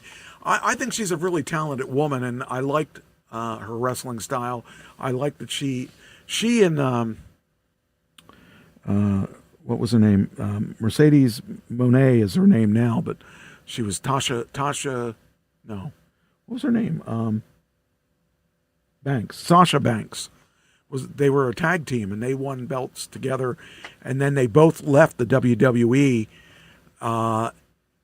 and they just basically wanted to protest that women weren't treated the same in wrestling, and so Sasha Banks is doing fine as Monet in AEW. She's the best paid woman in wrestling right now. But Naomi decided to go back to WWE and ask for her job back. And then she proved herself, and they gave her the belt, and then she gets pregnant and had to give up the belt. So, yeah. Anyway. Yeah, but that would be a great storyline when she comes back. Yes. So it says she'll have to fight for her belt again, but she'll probably get it. It says, we decided to cancel our gender reveal due to me dealing with a complication. Baby and I are stable, taking one day at a time. Thank you for all my birthday love, wishes, support, and prayers. Naomi hasn't wrestled since SummerSlam on August 3rd. She was scheduled to defend the Women's Wrestling Championship against Io Sky on August 11th episode of Raw, but WWE announced that she hadn't been medically that she had been medically disqualified from doing so just hours before the show. And then she revealed her pregnancy on that week's Raw. So there you go. I'm glad that the baby's fine, and she had some complications, but everything's fine. So that was nice to see. Lash Legend, I don't know if you've seen her on WWE or not, but Lash Legend is in the news as well. Her and Trick Williams are getting married. Congratulations. I like Trick Williams. I think he's great. And Lash Legend was a pro basketball player before getting into wrestling. A female pro basketball player. So that's kind of cool. For the WNBA. Yeah. Says here they both learned to be pro wrestlers. Let's see here. They both came from a different background. Like he was a college and am I right about that? Let's see here. They met starting at WWE Performance Center in Florida. At that point, they were probably still college and pro basketball player, and Anrel Howard and former college and pro player Matrick Belton. They learned to be pro wrestlers, and we know them as Lash Legend and Trick Williams. Trick Williams used to, if you probably don't watch NXT, but he was originally the sidekick for, oh shoot, I can't remember his name. What's his name? Oh, I can't think of his name. He's getting beat up all the time. But he was anyway, he was a sidekick for one of the guys from the NXT. But Trick Williams, I thought, has a pretty good grasp on things. I expect to see him come up on the roster. Right now, he's a TNA champion, and because TNA now has a working relationship with WWE, so we see them working together. So it's kind of cool. I like to see Trick out there, and Lash is a really tall drink of water. She's like 6 foot, and she's built solid. So you can tell she was an athlete. So I like to see them. They're fun. So, yeah. What else we got? We got Zootopia. Oh, yes. Yeah, Zootopia smacked some records out there. Speaking of SmackDown.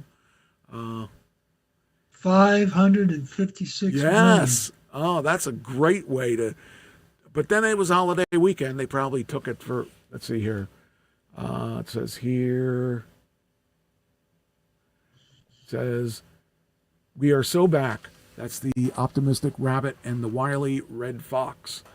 And don't forget about the Witches of Oz. And the Thanksgiving box office was needed a win for both theater owners and animated family films. This critical and audience darling Zootopia 2 led the parade with a near best 5-day American start of 156 million and an astonishing 400 million overseas for a record-smashing 556 million.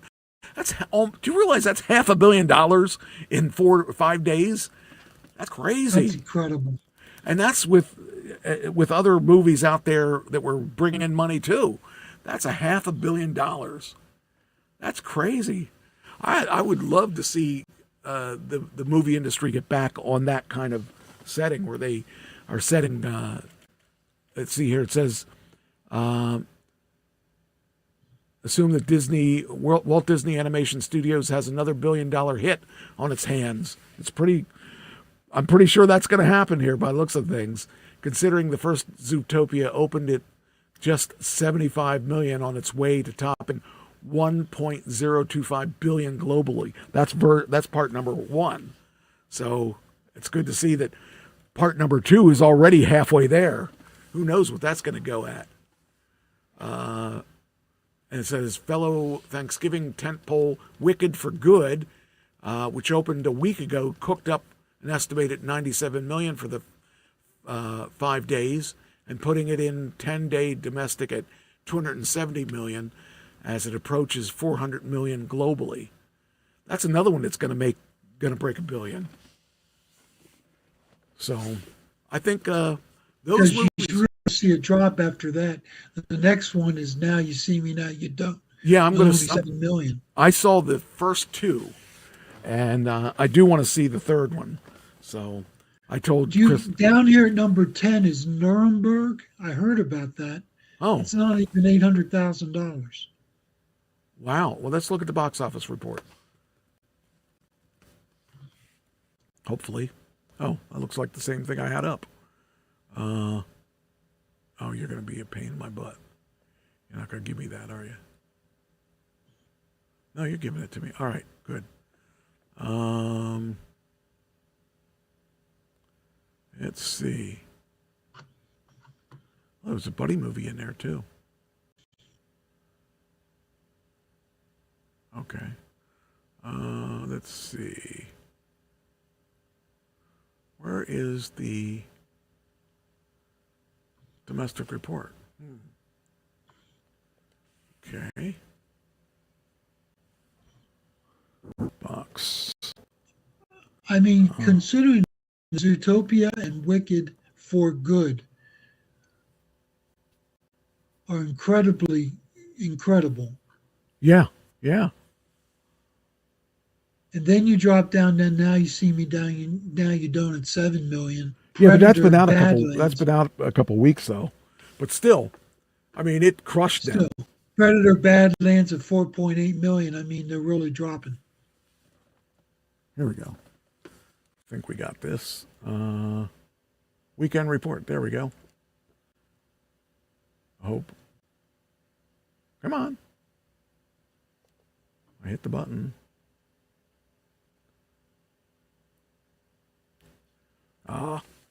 Next time I used to have a link right to, I wonder if I still have that. Might have it yet. Let me see. The movie, when we used to do movie reviews, I had a link that would, here it is. There it is. I can use that. This should do it. Yay. All right.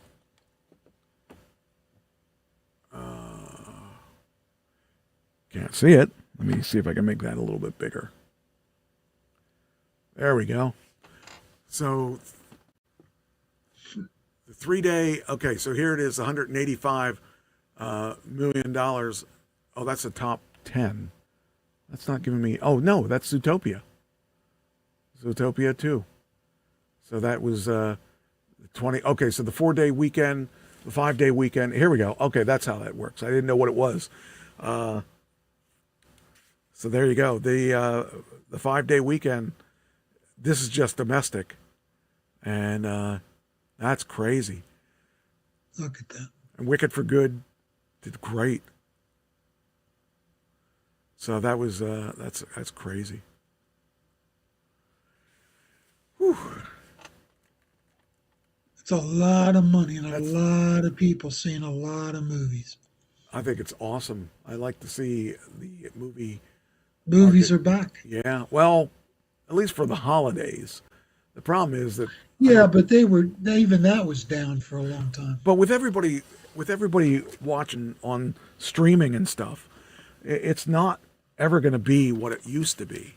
But comparatively, you think, okay, I didn't do this. I'll do this for next week. Remember I told you about I wanted to do something on the Holy Grail? Yeah. We'll do that next week because I'll have my act together. But the thing that's interesting to me, I don't know how much I may have already said this to you before, so if I did, you'll have to excuse me for it. Do you know what the budget was for Holy Grail? Did I tell you that? Yes, but I can't remember now. But it was 200,000? Yeah, 200,000, which is less than the catering is for just a regular movie in the 70s. So they ran out of money, of course, because of that. So when you're thinking about that, today's movies, I mean, they're spending, they're hitting $1 billion, but they're spending a lot of times like the Fast and Furious franchise. The one One Fast and Furious movie cost them $300 million to make. $300 million to make. So they had to make $301 million just to break even. So that tells you how different things are now. Because back in the 70s, your average movie was about $2.5 million. And now, Fast and Furious was like $300 million just for the movie. And you think these, we're looking at, $500,000 for a weekend. They spent, being an animated movie, they probably spent a good $200,000, I would think. I might be wrong about that, but that's just insane. So what I did was I found out that so if you took what they anticipated spending on that movie, was they expected to say they would have spent $2.5 million on that movie. Today they would have spent $12 million on that movie probably. So that's one of the things I'm going to try to get the numbers together for you for next week. I've just been so busy with the stuff that it just keeps getting crazier and crazier. I would have thought that I would be doing less stuff right now this time of year, but I just have things going that are keeping me so busy. So, all right. Next thing. Do you have anything on Campbell soups? No. So listen to this real quick. Yeah. Just real quick. The Campbell's company fired an executive who was allegedly caught on a secret recording insulting the company's products, customers, and employees, including calling its food shit for effing poor people. I may have heard this. Wait a minute. I may have heard this. This sounds familiar. Yeah. I didn't even... I did hear about this. I don't know if I have it in here. Let me look at my stuff. I think I saw that in here somewhere. I don't know if I captured it or not. Well, he's been fired. Well, I wonder why. I can't imagine. He also said he doesn't eat the crap. It's okay not to eat the stuff, but don't insult your company's. Keep it to yourself. Yeah.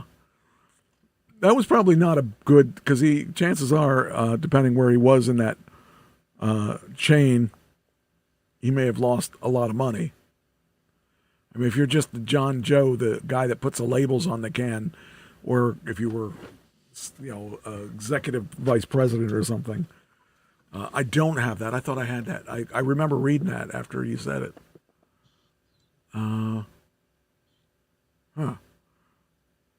Yeah, I don't have it. I thought I did. Could have sworn I saw that. All right. Do you have anything else you want to do?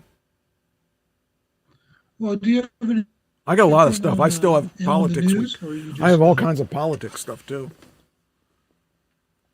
Stuff that we didn't do any politics last week, so I had stuff that I was putting together with that. Like the Trump administration takes steps to dismantle the education department by transferring key programs to 4 other agencies, which include the Departments of Labor, Health and Human Services, State and Interior. The goal is to completely do away with the Department of Education. I don't know if is that a good idea? Well, it's been a conservative dream for a long time. Why don't they like that? Because they are all right. Many people consider them to be a left-wing DEI, hate America organization. Wow. And instead of trying to reform it, they just want to eliminate it. Wow. Well, I mean, I don't know that See, that's most education is handled by the states. okay.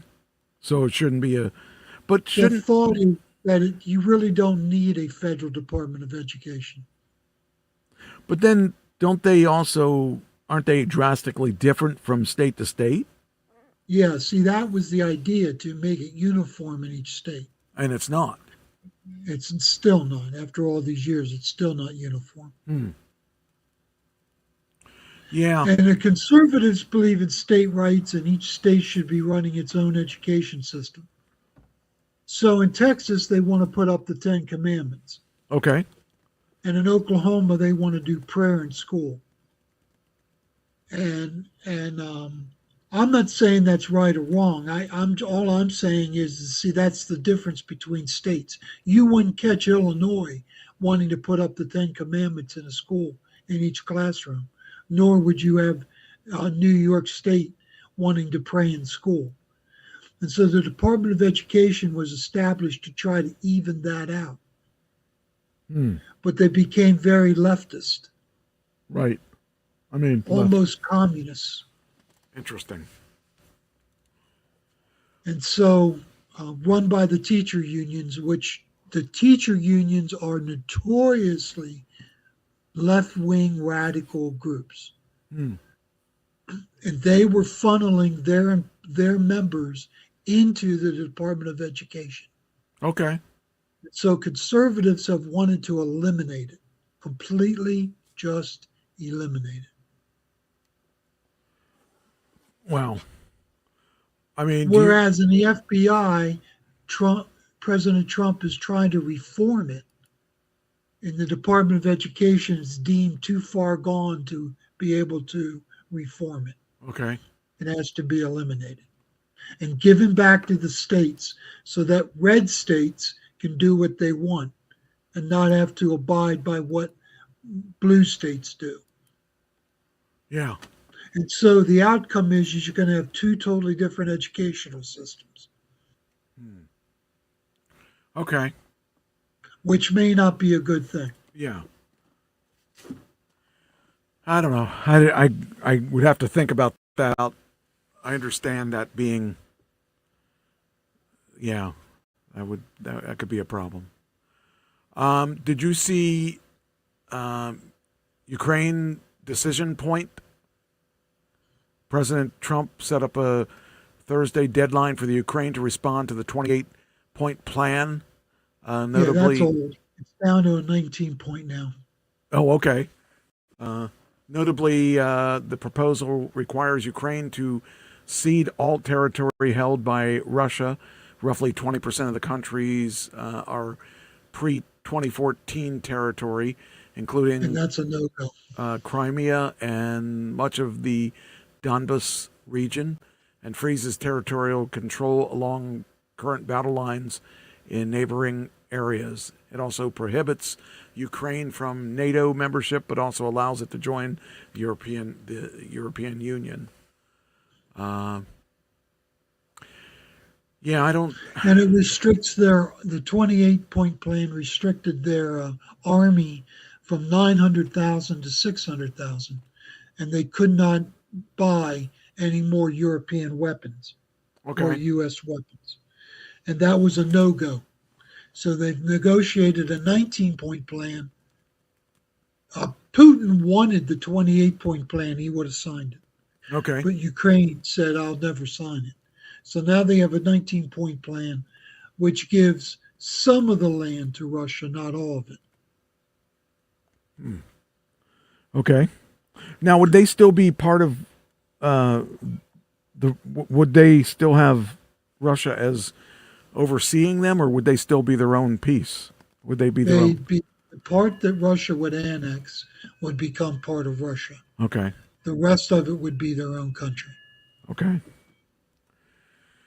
I'm so glad Russia doesn't need all of Ukraine. It just wants part of Ukraine. Yeah. See, there's a lot of Ukraine that still speaks Russian. Okay. And they're going after those sectors, the parts of Ukraine that speak Russian. Now, would Putin then allow them to live without, would settle his issues? No, Then what's the point? that's the point. There is no point to it because it would be a couple years and then Russia would move again and try to get more land. That's what Ukraine's saying. You can't, without NATO membership, without European and American weapons, and without a million man army, there's no way we can stop Russia from doing this again. You see, when Russia was invaded by the Nazis, they came up through Ukraine. Okay. So if NATO is going to attack Russia, they're going to go up through Ukraine. That's why Russia wants Ukraine so bad. Okay. Plus, there's minerals and probably things that they would like. Yes, there's rare earth minerals, and Trump wants those rare earth minerals. Oh, man, what a mess. It is a mess. And Putin is a homicidal psychopath. Yeah. And he's insane. And you cannot deal with him. So today or yesterday, Ukraine bombed one of two of Russia's tankers. See, they're selling oil illegally. They're Okay. under sanctions not to sell oil, and they're selling it illegally. Wow. And so Ukraine took out two of their biggest tankers. And now we're waiting to see what Russia does. Yeah, I'm so glad I don't live in that kind of situation. That's just, I just wouldn't even. Well, it's kind of near and dear to my heart because I'm part Ukrainian. I'm 1/8 Ukrainian. Okay. So I don't want to see Ukraine fall. I don't want to see that either, but I don't want to see the killing anymore either. Right.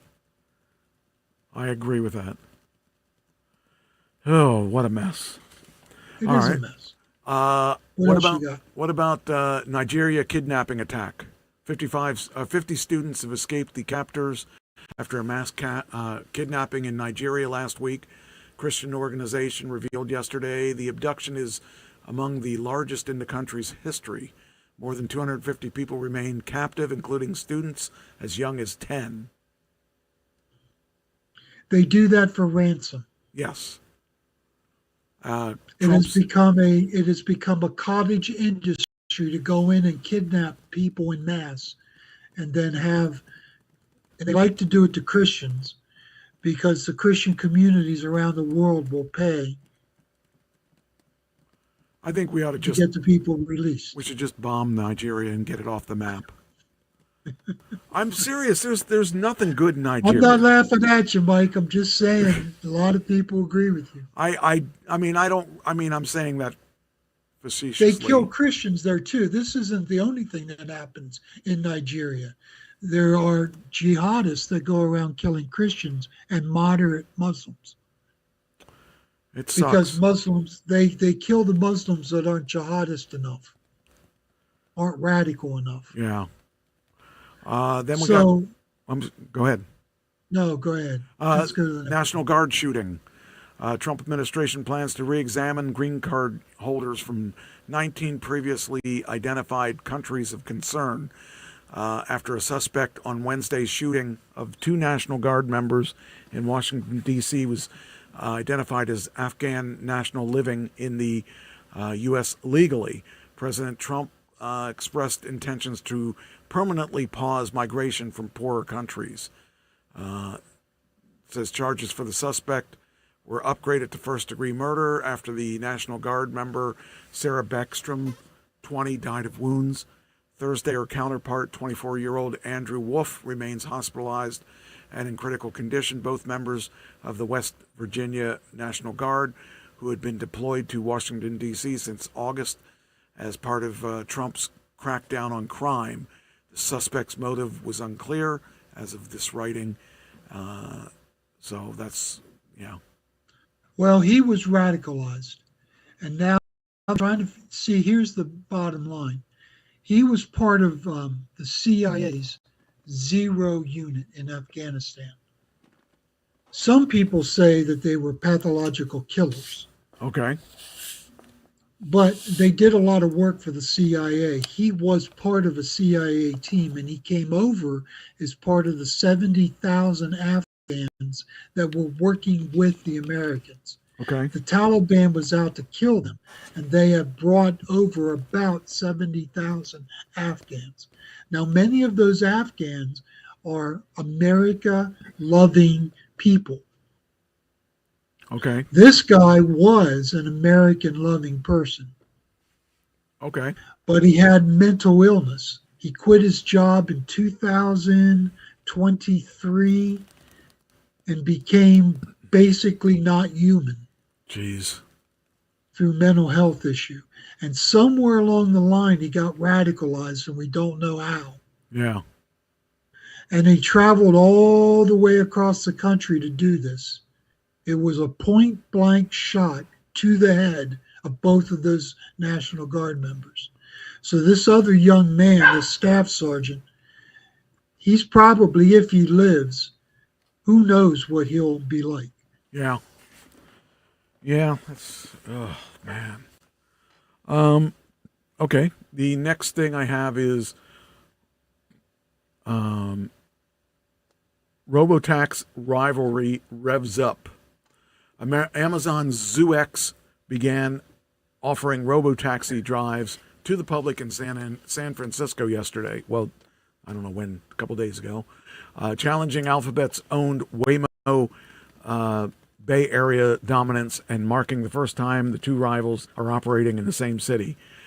Founded in 2000. Well, it's interesting to me because when I went out to L.A., there were Waymos everywhere. I mean, everywhere. They're doing really well.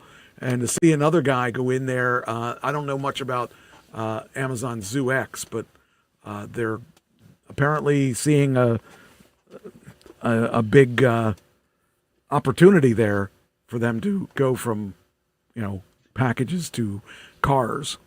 So I don't know much about the ZooX, but it sounds like it could be pretty good. Have you ever rented one? No, not yet. See, it wouldn't bother you, but to someone like me who's never been in a self-driving vehicle, I would imagine it'd be a little disconcerting the first time. Yeah.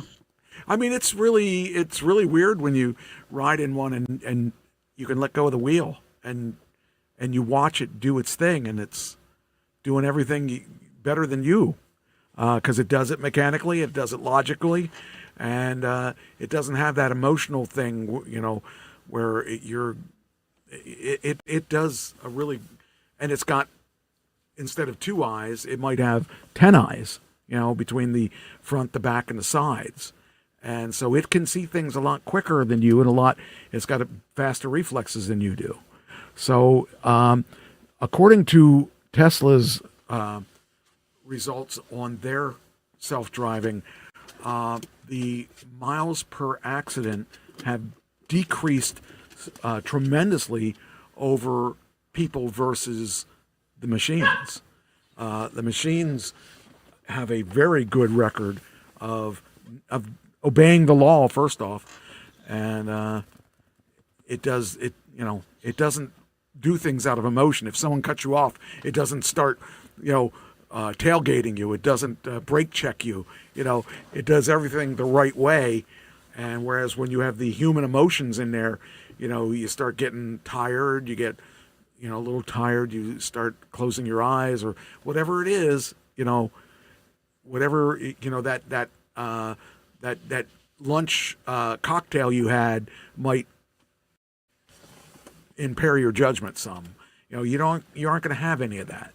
So it's got an interesting, I really believe the technology, and the more people that use the self-driving, the safer it's going to be, because everybody's going to be doing things by the law and not by your emotion, not by speeding, not by whatever it is. You're going to be doing all things the same way.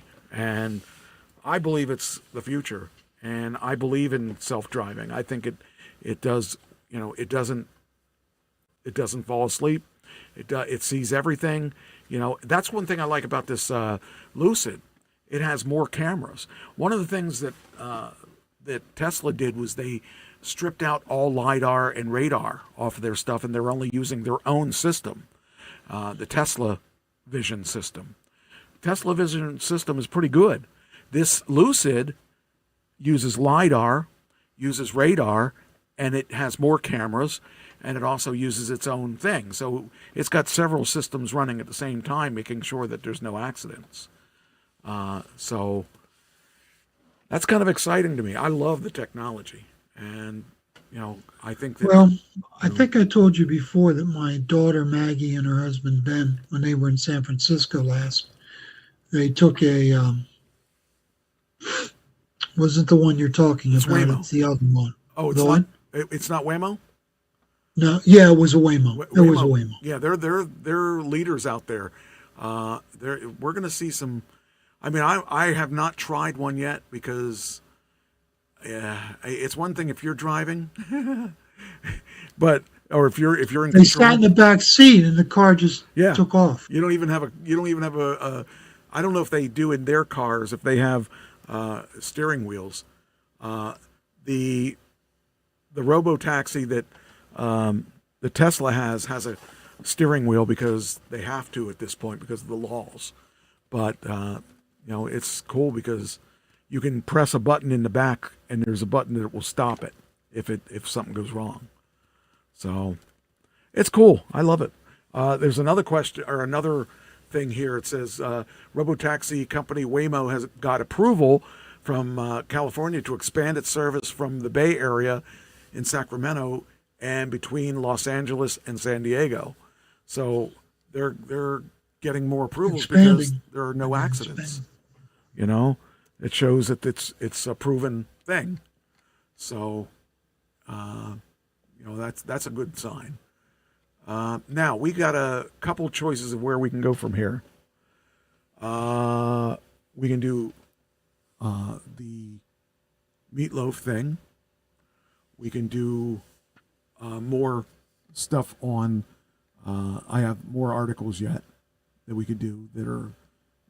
Let's do Meatloaf, and then if we have time, we'll go back to your articles. All right, that's what we'll do then. Where did I put it? Hold on, I got to figure out where I put it. Oh no, it might be at the bottom. Let's see here. There it is. I didn't move it to the top yet. Okay. So our artist of the day will be Meatloaf, and that's a very special one to me because I refer to him as Dad. So the story on this is that when I was playing as a younger child, when I was in my 20s or less than that, I was tagged along with his name because I was a chubby guy or downright fat.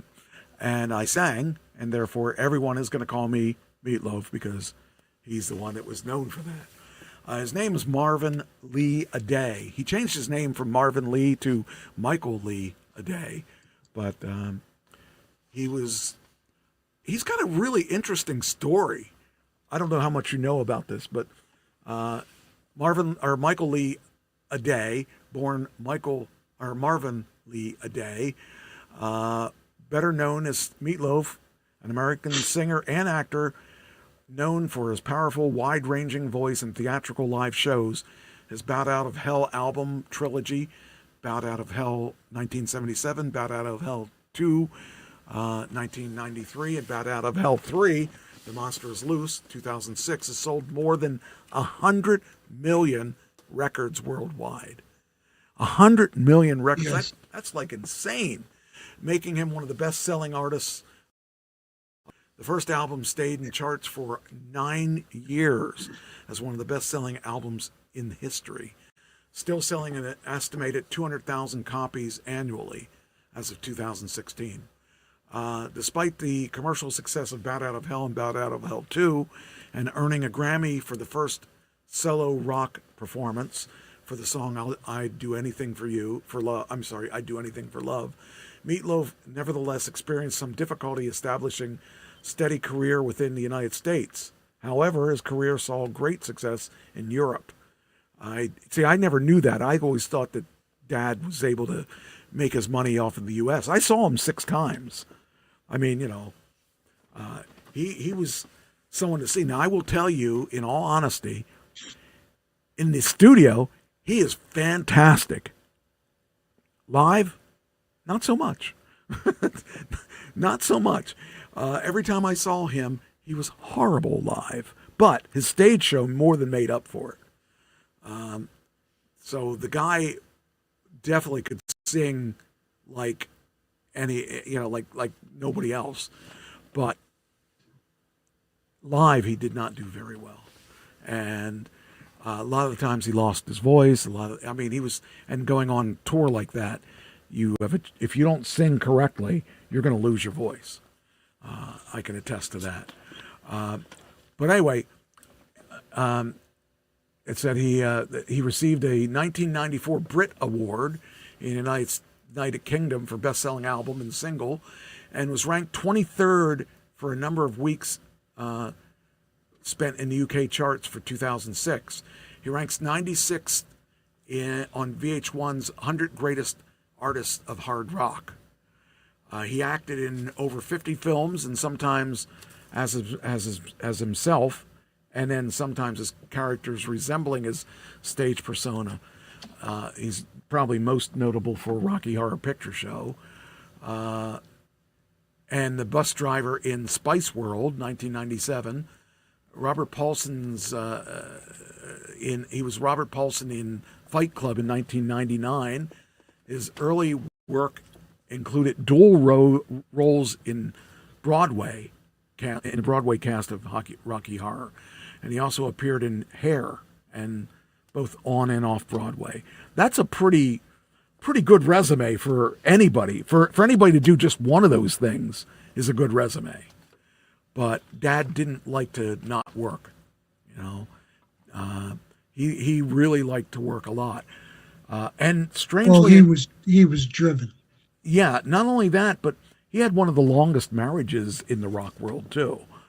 He was born in Dallas, Texas. He's a son of a school teacher and member of the Voodoo Girls gospel music quartet, and the son of Orvis Wesley Aday, a former police officer who went into business selling a homemade cough remedy with his wife and a friend under the name of Griffin Grocery Company. He was born when he was born. He was bright red and stayed that way for days. And his father said he looked like 9 pounds of ground chuck, and convinced the staff to put the name Meat on his crib. He was then later called ML in reference to his initials, or ML, yeah, in reference to his initials. But his weight increased, and his seventh grade classmates referred to him as Meatloaf, referring to his 5'2", 240-pound stature. He attributed his name to an incident there where he stepped on a football coach's foot, and the coach yelled, "Get off my foot, you hunk of meatloaf." So Meatloaf's father would binge drink alcohol for days at a time, a habit he started when he was medically discharged from the U.S. Army during WW2, and after being wounded from fragments from a mortar shell. Meatloaf often accompanied his mother in driving to the bars in Dallas and to look for his father, and often stayed with his grandmother. He attended church and Bible study every Sunday. That's good to know, right? That's good to know. He was 16 years old in November 1963, the day of the assassination of John F. Kennedy. That morning, Meatloaf had seen the president when he arrived at Dallas Love Field. Later, after hearing of Kennedy's death, he and a friend drove to Parkland Hospital, where he witnessed Jacqueline Kennedy Onassis, covered in her husband's blood, getting out of the car that brought her to the hospital. In 1965, Meatloaf graduated from Thomas Jefferson High School, having appeared in the school stage production as Where's Charlie and The Music Man. He played high school football as defensive tackle. After attending college at Lubbock Christian College, he transferred North Texas State University. Now it's University of North Texas or whatever. He intentionally gained 60 pounds to fail his physical, so he didn't have to go to the Vietnam War draft. Despite this strategy, he still received a notice to appear before the local draft board, but chose to ignore it. Dad was rebellious. Yes, he was. He went to L.A. instead. And the thing is, he was in Hair, and he got that because of the publicity he got accepted by Motown in Detroit. And in addition to Mother and Ulysses S. Grant at Detroit's Best Pocket Theater, he recorded the vocals with fellow Hair performer Sean Stoney Murphy, and an album written and selected by Motown production team. It was entitled Stoney and Meatloaf, with Meatloaf spelled as one word. So that was his first recording. It included the single What You See Is What You Get. It reached number 36 in best-selling soul chart and number 71 on Billboard's Hot 100. Meatloaf and Stoney toured with Jake Wade and the Soul Searchers, opening, get this, he opened for Richie Havens, The Who, Stooges, Bob Seger, Alice Cooper, and Rare Earth. That's got to be good. That's pretty darn good. He left Motown soon after the label replaced his and Stoney's vocals from the one song he liked, Who's the Leader of the People, with the new vocals from Edward Starr and Edwin Starr. And then he moved to Freeland, Michigan for a year and was the opening act at the Grand Ballroom 80 times. Wow. See, that's one thing that Dad did better than I did. He was able to get into good places. And then it says that in 1972, he was in the original off-Broadway production of Rainbow at the Orpheum Theater in New York. After the tour, he rejoined the cast of Hair. After he hired an agent, he auditioned for the Public Theater's production of More Than You Deserve. During the audition, Meatloaf met Jim Steinman. So that's where he met his writing partner. Now, Jim Steinman also did stuff with Alice Cooper, by the way. He sang a Stoney and Meatloaf favorite of his, I'd Love to Be as heavy as Jesus, and subsequently got the part of Rabbit. Meatloaf appeared in Shakespeare in the Park production of As You Like It with Raul Julia and Mary Beth Hurt. In 1973, he was cast in the original L.A. Roxy cast of the Rocky Horror Picture Show, playing both the parts of Eddie and Dr. Scott. So he only played Eddie in the movie. The success of the musical led to the filming of the Rocky Horror Picture Show, in which Meatloaf only played Eddie, along with Jonathan Adams being cast as Dr. Scott. A decision Meatloaf said he made the movie not as good as the musical. Now that it's funny, that movie Rocky Horror Picture Show, I saw a video on that, and those people did not get paid to do that movie. They did that for the love of the art. And the thing that I found interesting was that not only did they not get paid, but they rented a castle, or I think it was a castle. No, it was the building they rented was the same building for all the scenes, for everything. and the house was really run down, so they had to pick up different rooms, and they had to fix the rooms up a little bit so they could use them, and the roof was leaking. It was a really cold building, and they all got sick from that building, and the water that do you remember the scene at the end where they were in a pool? They all they were really close to pneumonia. I mean, the water was freezing, and those people did it just for the love of the art more than anything. And the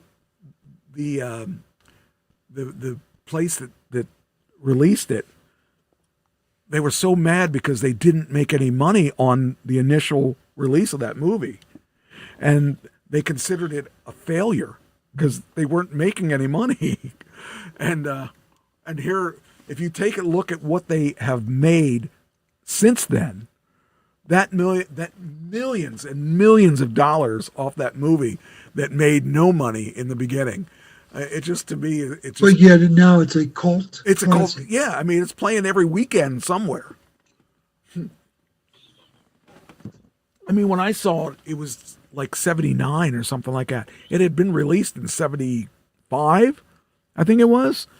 And 75, 74. Yeah, so like they didn't actually. Here it is. It says, wait a minute. Well, I thought I had it. Where's it at? It says in here, but like it just amazes me that how much money they didn't make when it became a cult classic because everyone wanted to be part of the show, and they never expected the audience interaction and stuff, and they never expected. I mean, it was so far out there. It really doesn't make sense when you think about what it was supposed to do, that it cracks me up. But anyway, let's see here. What else do I got here? It says here, okay, so this is another one that I can't imagine this. See, the life he lived, it does not sound like a real life. It sounds like a movie is what it sounds like. Because this guy worked with some of the best musicians ever. Who do you think, do you know the song Free for All? Mm-hmm. Ted Nugent? Do you know who sang on that? Meatloaf. Yeah. Dad sang. Dad was the singing on that Meatloaf song, or on that non-Meatloaf song. In 1976, Meatloaf recorded vocals for Ted Nugent's album Free for All, when regular Nugent lead vocalist Derek St. Holmes temporarily quit the band. Meatloaf sang on 5 of the album's 9 tracks. That same year, Meatloaf appeared in his final theatrical show in New York City, the short-lived Broadway production of Gower Champion's rock musical Rockabye Hamlet. And it closed in 2 weeks. Not good. But, you know, the fact that he got to play with Ted Nugent, that guy is a legend in the music business. He's turned into a wacko, kind of, but he's a legend in the business. Meatloaf and Steinman started working on Bat Out of Hell 2, Bat Out of Hell in 72, but didn't get serious until the end of 74. Meatloaf was cast in the understudy for John Belushi's National Lampoon show. It was at the Lampoon show that Meatloaf met Ellen Foley, the co-star that sang Paradise by the Dashboard Light and Bat Out of Hell with him on the album Bat Out of Hell. Meatloaf and Steinman spent time seeking a record deal. However, their approaches were rejected by each record company because the songs didn't fit any specified recognized music industry style. Todd Rundgren, under the impression that they had already had a record label, agreed to produce the album and play lead guitar. I mean, okay, so now we're talking about Todd Rundgren. He not only did he play with, tour with The Who and all those other guys, and then had Ted Nugent, did vocals for Ted Nugent. Now he's being produced by Todd Rundgren. Talk about, you couldn't get much bigger in that day than those people. And So, okay. Then it says Meatloaf and Steinman formed a band, Neverland Express, to tour the support of Bat Out of Hell. The first gig was opening for Cheap Trick. I mean, he opens for these guys that are, he much grew above all these guys.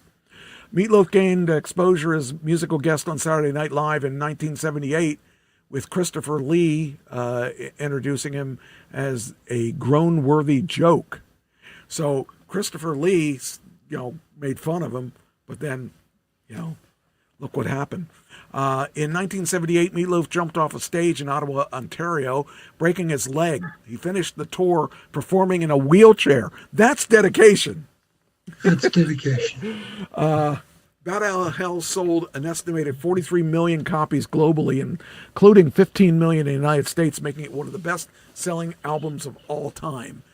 In the United Kingdom alone, its 2.1 million sales put it on 38th place, despite the number 9 and spending only 2 weeks in the top 10 in 81. It's now spent, get this, in the chart between that time and 2015. It spent 485 weeks in the UK album charts. I mean, the only thing I've heard that does that is like Pink Floyd. That's stuff that never ages. That's stuff that he had. He had that niche market, and he had a lot of songs that were just hits. There were a lot of songs he did that I didn't like, but the ones that I liked, I really liked. And I'll bet you Christopher Lee was sorry they said what he said about him. Then we got, it says, 485 weeks, figure bettered only by Rumors by Fleetwood Mac at 487 weeks. In Australia, it knocked the Bee Gees off number 1 and became the biggest selling album of all time in that country. Bat Out of Hell, as of 2020, spent a total of 522 weeks in the top 200 in the UK charts. I mean, that to me, that is just unbelievable that a guy that Meatloaf. I mean, I could see that with some of the other bands, but really, when you think about it, who's done that? There aren't too many bands that have been able to put out songs that were that crossover. That and like they said, they couldn't identify a category for his stuff.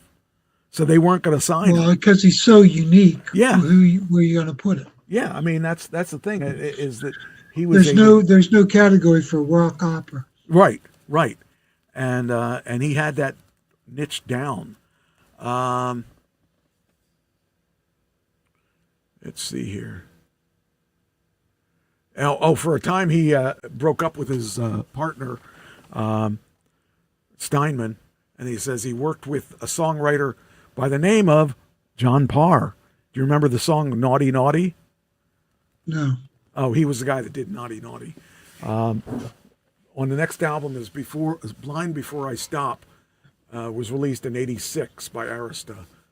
Then in 90s, it says following the success of Meatloaf's touring in the 80s, he and Steinman began working during December of 1990, Bat Out of Hell 2 and Bat Out of Hell.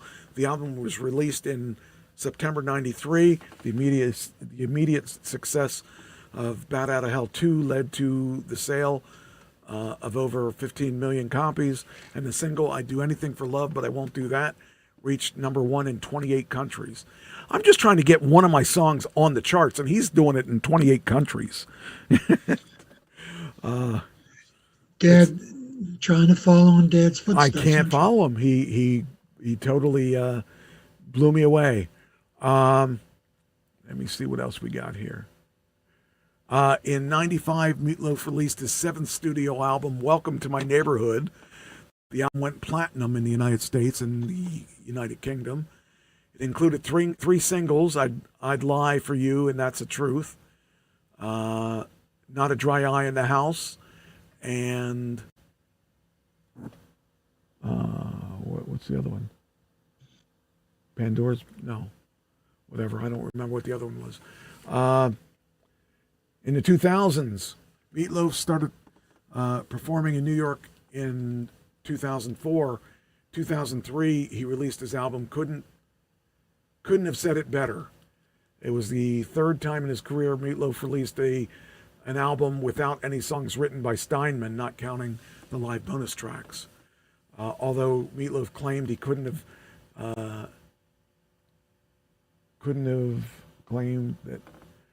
Said It Better was the most perfect album he did since Bat Out of Hell.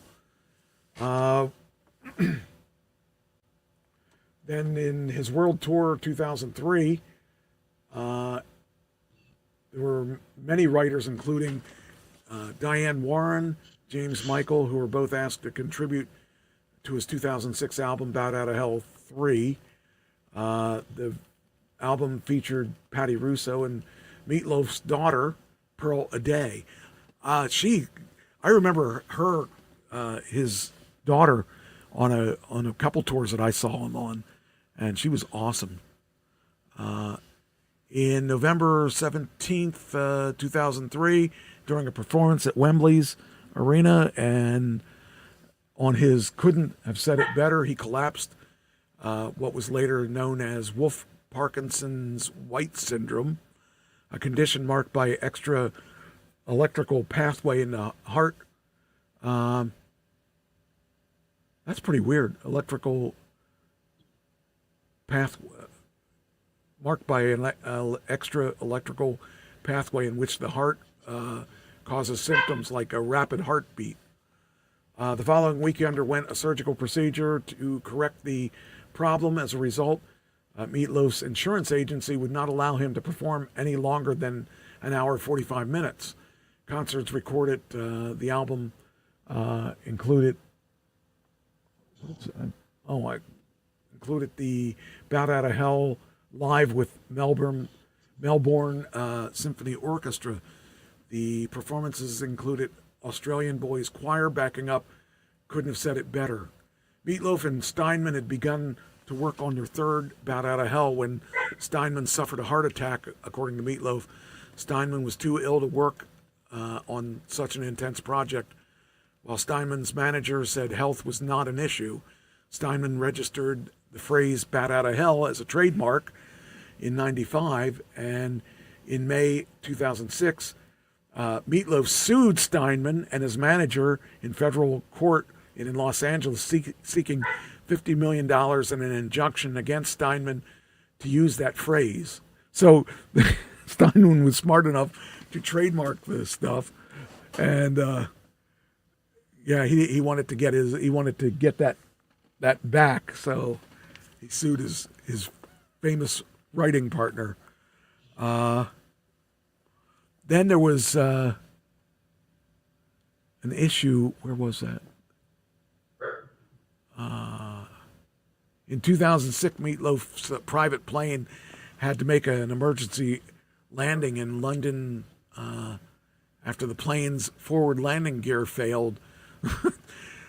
Boy, you'd think with a private plane you'd be, having people take care of it better, but let's see here. Steinman and his representatives attempted to block the album's release of Bat Out of Hell. An agreement was reached in July 2006, denying reports in the press over years of a rift between Meatloaf and Steinman. In an interview with Dan Rather, Meatloaf said that he and Steinman never stopped talking, that the lawsuits reported in the press were lawyers and managers, not between Meatloaf and Steinman. I wonder about that, if that's true, but, there was something. Where is it? Here it is. In January 2020, during an interview, The Mirror, Meatloaf announced, "I'm not old. I've got songs for another record, and I'm reading a script." In February 2020, Meatloaf announced his intentions to record the new album containing 4 or 5 new tracks, including Steinman's what part of my body hurts the most. And it says here, Meatloaf's Jim Steinman died April 19th, 2021 of kidney failure. And he was going to record it anyway. He died January 20th, 2022. So he only died like 6 months after Steinman. So that was sad. Now,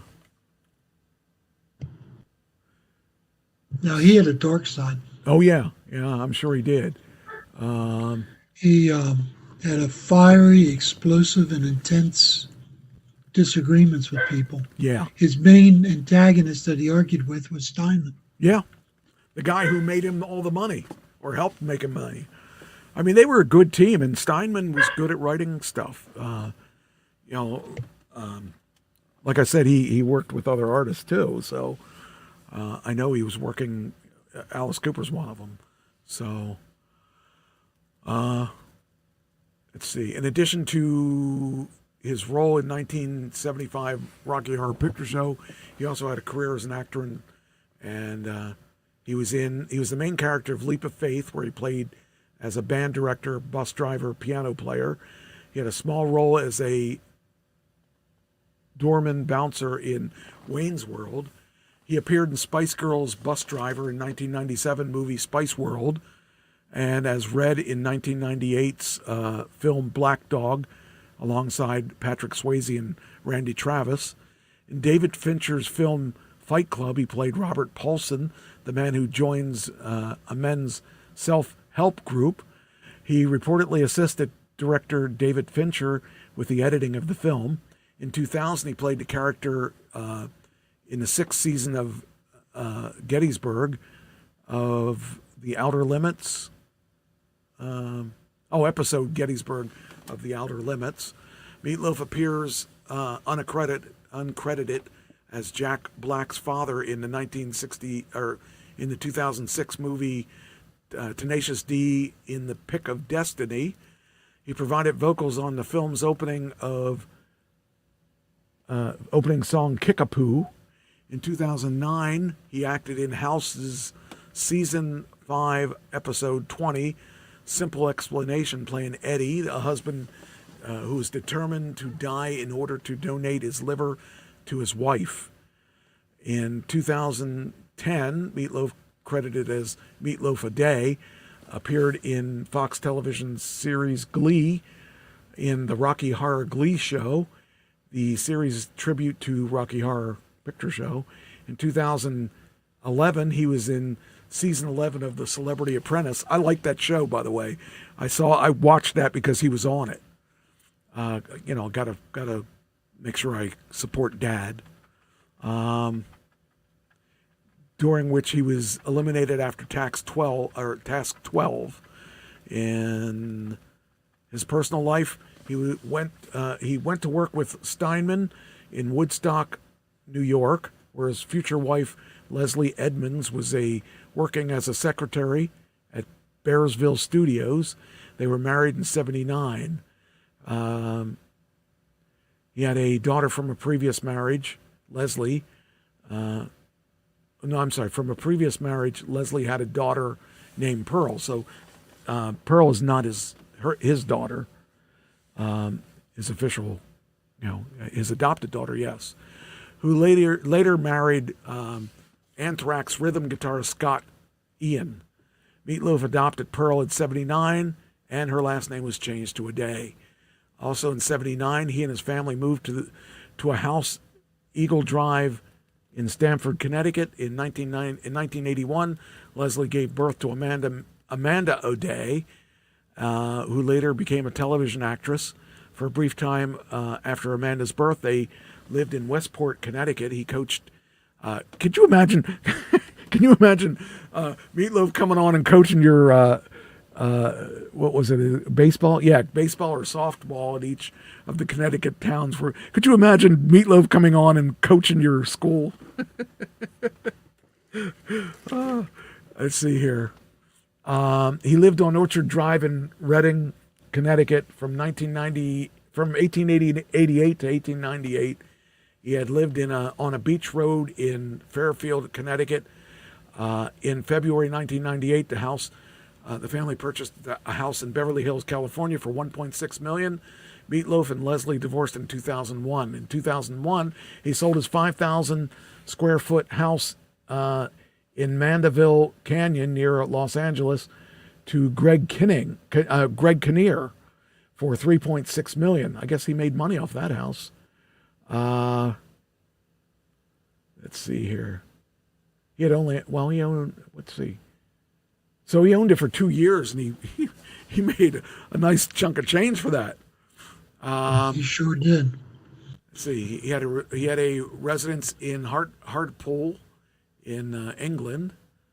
In 2005, he purchased a 7,100 square foot Spanish style home off Mulholland Drive, Mulholland Highway in Casablanca, California for $3 million, and he sold it for $3,065,000. Let's see here. He changed his name officially in 1984 from Marvin to Michael because he was haunted by Levi Strauss and Company commercial. According to him, it contained the line, "Poor fat Marvin can't wear his Levi's." Meatloaf loved the New York Yankees. He got Phil Rizzuto to recite the play-by-play on that Paradise by the Dashboard Lights. He revealed he had social anxiety and said, "I never meet anybody much in a social situation because when I go into a social situation, I have no idea what to do." See, I get that from him. I have social anxiety. He was a vegetarian from 81 to 92, discussing the confusion caused by his contrasting stage name and dietary habits. There have been vegetarians who wouldn't speak to me because of my name. Could you? even though he was a vegetarian, they wouldn't speak to him. I was sitting with John Bon Jovi at one of those award things, and I say, "Oh man, I love Katie Lang. I really like to meet her." They went off to find out it was okay, and she goes, "No, his name is Meatloaf." I stopped being Katie Lang fan after that, just because she wouldn't meet him because his name was Meatloaf. He declared in 2019 he would try veganism and veganery. In 2020, he would be partnering with a UK restaurant chain for Frank and Rennie's to promote its vegan options. Meatloaf was not officially registered with any political party. In 1997, he performed the inaugural ball and the second inauguration of Bill Clinton. He attended the first inauguration of George W. He donated the presidential campaigns to the presidential campaigns of Republican candidates Rick Santorum and John McCain. In October 2012, he endorsed Mitt Romney. Meatloaf said he did not believe in climate change. He was critical of COVID-19 lockdowns during the COVID-19 pandemic. He opposed mask mandates and described a person who called for people on airplanes to wear masks as Nazis. And in 2003, he was diagnosed with, like I said, the Wolff's Parkinson White syndrome. And he had asthma, and in 2011 he fainted on stage because of the asthma. He collapsed again on stage in Edmonton 2016 for severe dehydration and having already canceled 2 shows. The playback containing his pre-recorded voiceover vocal track continued to play while he lay on the stage, which was controversy for lip syncing, which all the people do now. Except me, I don't lip sync, but 2019, Texas Frightmare weekend at the Hyatt. He fell off of an interview stage and broke his clavicle. And lastly, Meatloaf died in Nashville, Tennessee on the evening of February 20th, 2022 at the age of 74. No cause was given. He was reportedly ill with COVID earlier in January, and it was suggested that he died from COVID-19. So that's a big, big, that's probably the most time we spent on any one person. Did I put you extremely interesting? Yeah, I mean, he was an interesting guy. He did a lot of things. He's like me. He never sat still. If he wasn't in movies, he was in music. If he wasn't in music, he was in Broadway. If he wasn't in Broadway, he always was doing something. So now you know where I got it.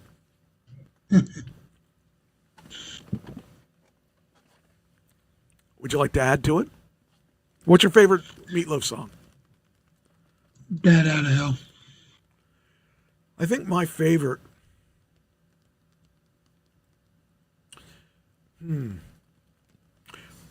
That's. I mean, I wasn't fair to ask you what your favorite one is because I wasn't ready with one for myself. But I liked a lot of his stuff. But I think I would do anything for Two love. Out of Three Ain't Bad. Yeah, is a close second. Yeah, I like that song too. And the thing is, he really was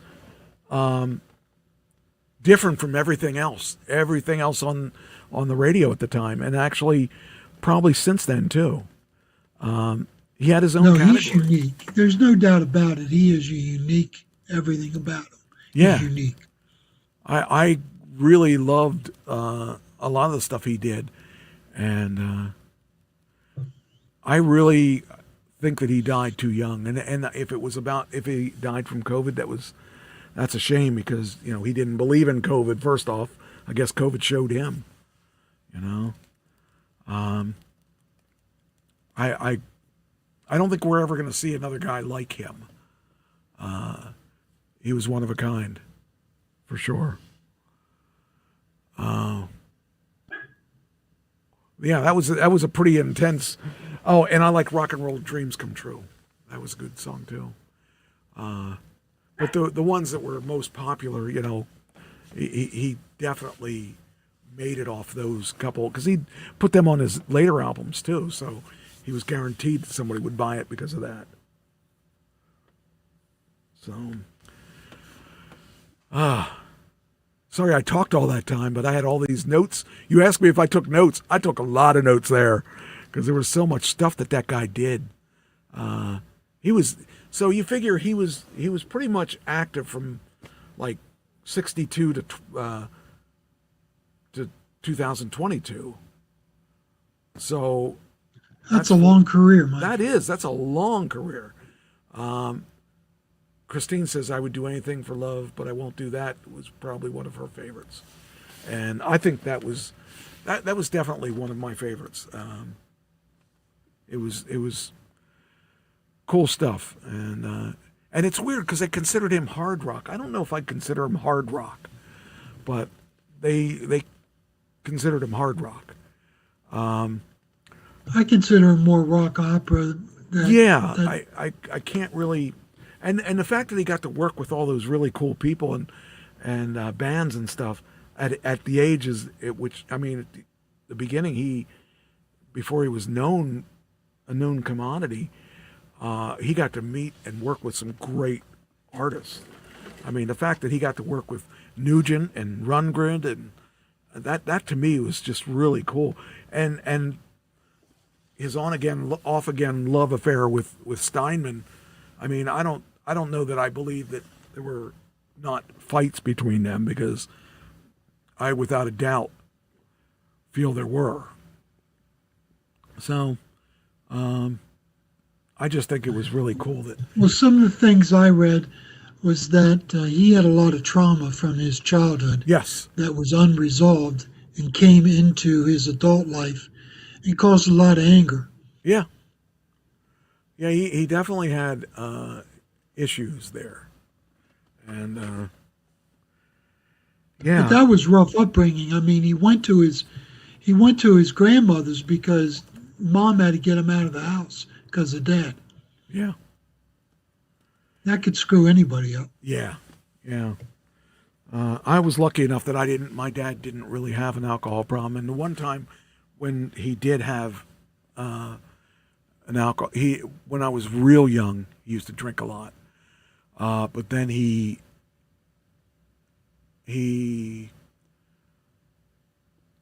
how do I want to say this? I don't want to paint him as an evil person, but one time my older brother did something unspeakable, and he beat him bad. And that was the day he quit drinking. And something good came out of it. Yeah. Well, I mean, I won't say that he didn't deserve it, because he did, but I can't really talk about it. But but my grandfather on my mother's side was an alcoholic too, and so I saw alcohol a lot when I was a kid. That's why I probably don't drink, because I saw the things that it did to people. And then when I did start drinking, it lasted such a short period of time, because I kept saying, "Why do people do this?" I didn't get it. And I actually got drunk one time, really bad, and I experienced drug spinning or bed spinning, and I said, "Nope, not doing this anymore." Because when Pam died, I decided I was going to become an alcoholic. I didn't like it. Didn't like it at all. Didn't understand it. Didn't see what the fascination was with alcohol. So I gave up. I was a quitter as far as that goes with alcohol. So that's probably the best thing that ever happened to me, was giving up on it. So I don't know. But yeah, that's a weird thing. What are we going to do next week? Well, we're going to do The Chosen. Yeah, we need to do that. What music act would you like to do next? Let's see. Because I chose Leonard and Skinner, and you chose Meatloaf, but we both chose Meatloaf, so you choose this Well, you time. came up with it because I just said, "Oh yeah, let's talk about Dad. I'd like to talk about Dad." So let's you choose this time. All right, let me think here. Let me think. Who can we talk about? Want to find somebody that people don't have to say, "Who is that?" Why don't we talk about Ted Nugent or Rundgren? Either one of those, because Rundgren is good because he did "Hello, It's Me," but then he also is known more for producing records than his own records. Or we could do. We didn't do Tom Petty, right? No, we could do Petty too. Petty would be good too. That would be. Let's do Petty. Yeah, Tom Petty would be good. All right, I'm going to put Tom Petty here so that I. And we're finally going to do Chosen Season 2, Episode 8. I need to actually watch it. I think I'm not caught up. I think that's, and with all the things that are going on, I realized that realized yesterday that I hadn't watched it. So, but that's the grand finale for that season. So I want to make sure I pay close attention to that. So that'll be a good one. Yeah. So, do you have anything else you want to talk about? Well, the last thing I had on the list was these narco boats. There was evidently some living narco terrorists in the first strike on September 2nd. Huh. And somebody ordered a second strike to kill them. And if that is true, that is a war crime. And they've accused the Secretary of War or the Secretary of Defense, however you want to do that, Peter Hegseth, and they've accused him of doing it, and he's denied it, giving the order, and they blamed it on a general named Bradley, who gave the order. But they said he was acting within his own. He was acting within his legal rights. But there's even Republicans in Congress want to find out what happened, because if these two men were in the water, they were non-combatants. Yes. And shouldn't have been killed. I don't have a heartbreak for the drivers of the boat, but if they're in the water, and the thing is, the military changed their doctrine and have picked up a few that have survived and returned them to their families. So this could really hurt President Trump. Yes. This could really hurt him. Well, I mean, what's going to happen? He's going to not get elected another term? I mean, That's really. right. Well, he's going to run for a third and fourth term. He may not get the fourth term. So. But, you know, I the problem is he's now at an all-time low on approval rating. And I don't know what could be done. The economy's got to turn around. Yes. But even that's what's going to drive this thing. But even that, you know, there's people that are still going to hate him just because he is who he is. But I mean, the people that voted for him, they're waiting for the economy to turn around. Yeah. You know, you go to the grocery store and you buy, and you're buying, you used to get 6 croissants for $3, and now they're $5, and you get 4 croissants. You know, that's hard to take. Yeah, but you know, you can't. But at the same point, you can't blame that all on him, because if they were blaming the egg prices on him when they were $8 before he got into office, and all of a sudden. Yeah, but you know how it works, right? Yeah, he was the guy that had to clean up somebody else's mess. So I don't know. I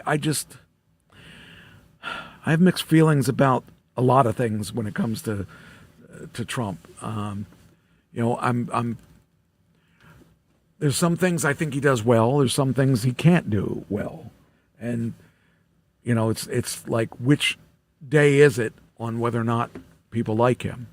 And I mean, there's some people that are never going to like him, but there's some people that are going to like everything he does. He could cut off a nun's head, and that would still be good for some people. You know, but yet, I don't know. I can't really, as far as working, I can tell you one thing. I've never, ever heard of a president working as hard as he is. There's just no doubt about his work ethic. Whether or not you agree with his work, that's another thing, but he does work hard, and he. Well, compared to Biden, he. Well, yeah, he goes to work at least. He actually shows up in the Oval Office. Right. So there are good and bad things about him. I don't know. We'll see where he ends up at when it's all said and done, and what other crazy things he does, or if he does things just the right way. I don't know. I can't tell you. I'm really amazed that he's done some of the things that he's done, because some things he's done is unbelievably good. Some things he's done is unbelievably bad. You know, I don't know where the middle is on this. But well, he's a mixed bag,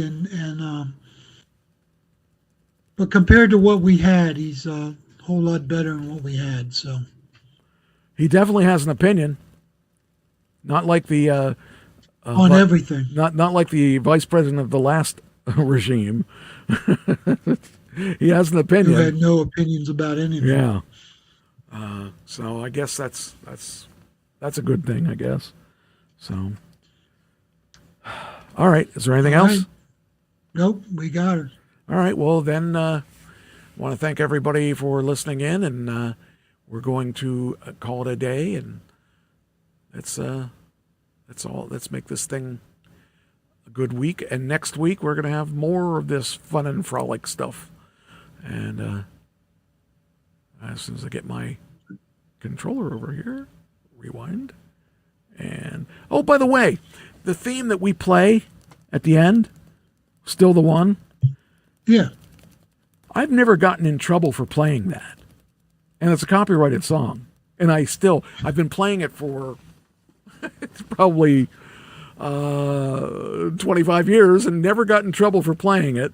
And I was wondering what makes the difference between one copyright and another copyright. Why am I not? Did this get beyond the time frame that they can actually claim on it or something? I just can't believe I've never heard anything bad about it. And then I get things like something that pops up in the middle of the show while I'm talking and I don't even know it's there, and I get a copyright strike for something like that. But this one is clearly copywritten by somebody, and I've never gotten in trouble for it. So I don't know. Copyright probably ran out a long time ago. It could be, because I think it's 50 years or something. And it could be 50 years already. Anyway, all right, I'm going to let it go, and I will talk to you next week. I will see everyone next week, and same bat time, same bat channel, and all that fun stuff. So here we go. She's